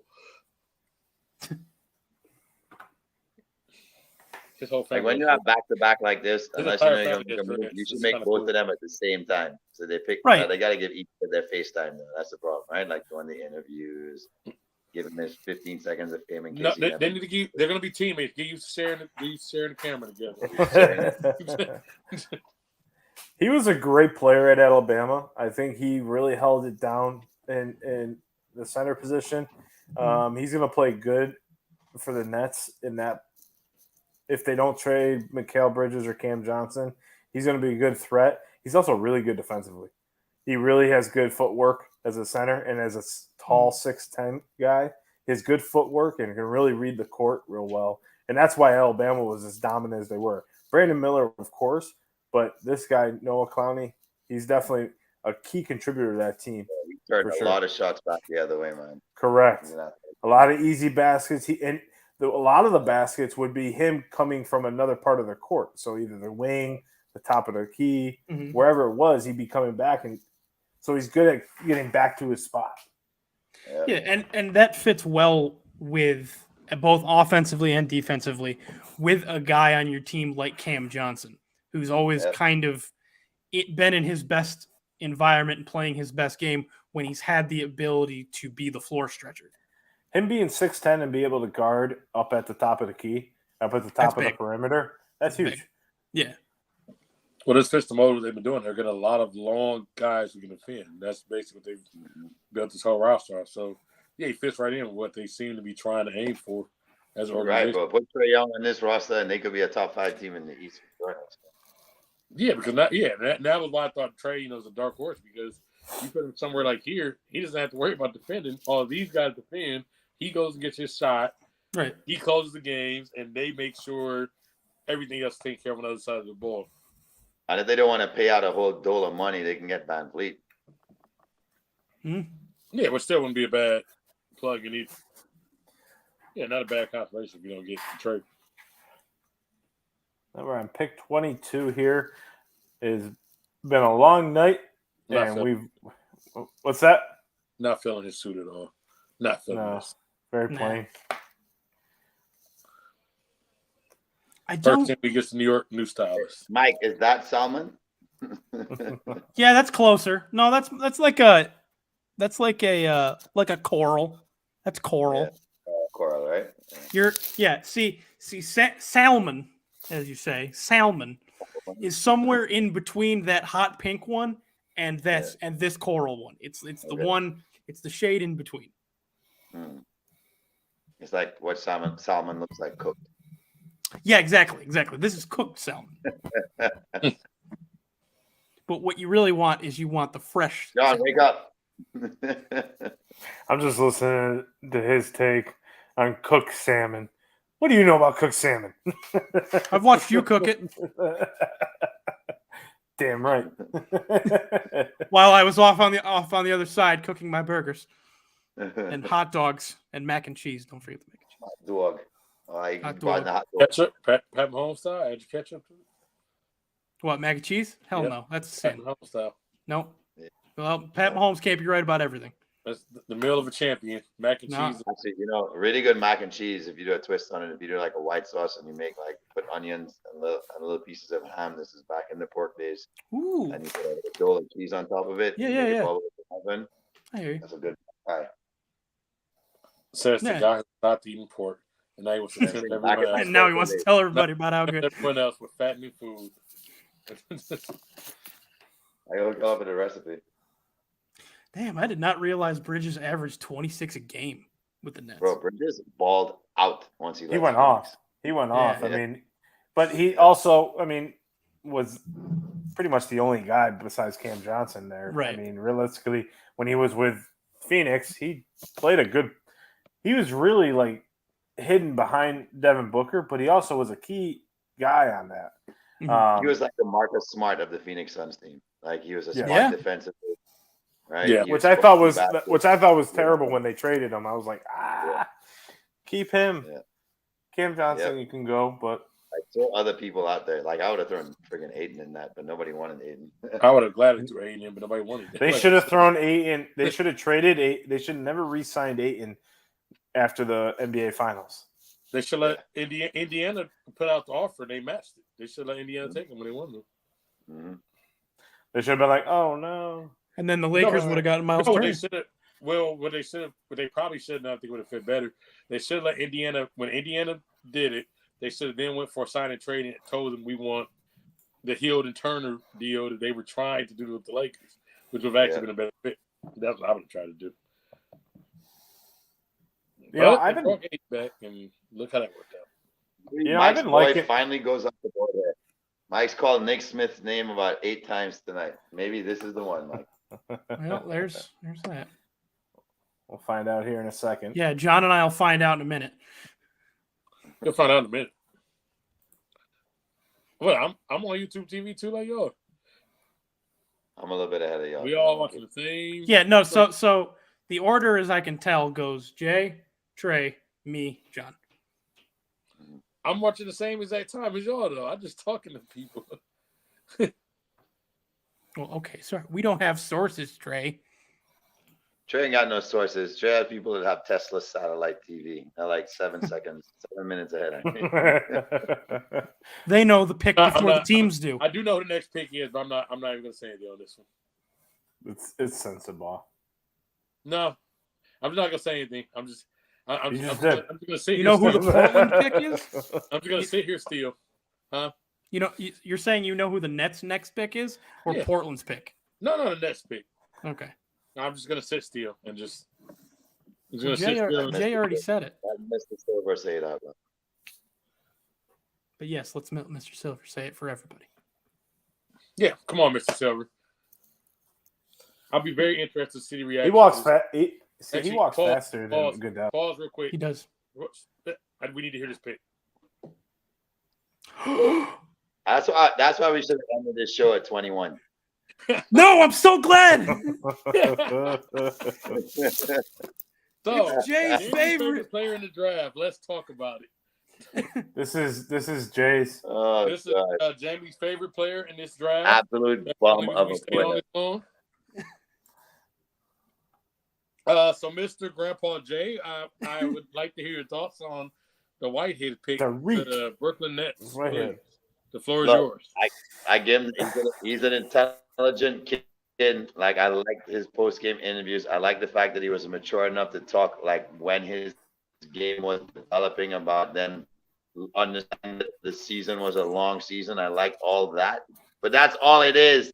It ain't nothing more than that. That's all you getting. Somebody who can give you a good interview because he ain't giving you much game on the court. Way to go, Brooklyn. Way to be the Brooklyn Nets as usual. What, Jay? You're not That's a my fan take of on the Whitehead. you're not a fan of a first round pick that averaged 8 points a game, 2 rebounds. Well, 2 rebounds. I think on that note, And I great think post-game it's time interview. for Thanks Cinco for Squad education. to sign off in their annual Yes. 2023 NBA draft show. We appreciate everyone for tuning in. We will be back here next Thursday at noon. Make sure you tune into YouTube and Facebook for the show to drop. We got a lot of great topics next week going into the first week of the full summer. Looking forward to talking with you guys here next week. Hope you guys enjoy the rest of the draft, and we will see you here. Any final thoughts? Casey Wallace, SGA, Kentucky Backcourt, and OKC. I'm once again an OKC fan. This is a very odd year. There are no UNC prospects because Armando Bacot decided he wanted to play a 19th season. All right, fellas. Trey We'll see you Johnson, here next week. Get Dame out of there. It's the Scoot Henderson era. Get Dame There out. we go. All right. There we All go. right. See y'all next week. We'll tune in to Facebook and YouTube for our show next week, dropping at noon Eastern. See you next week, guys.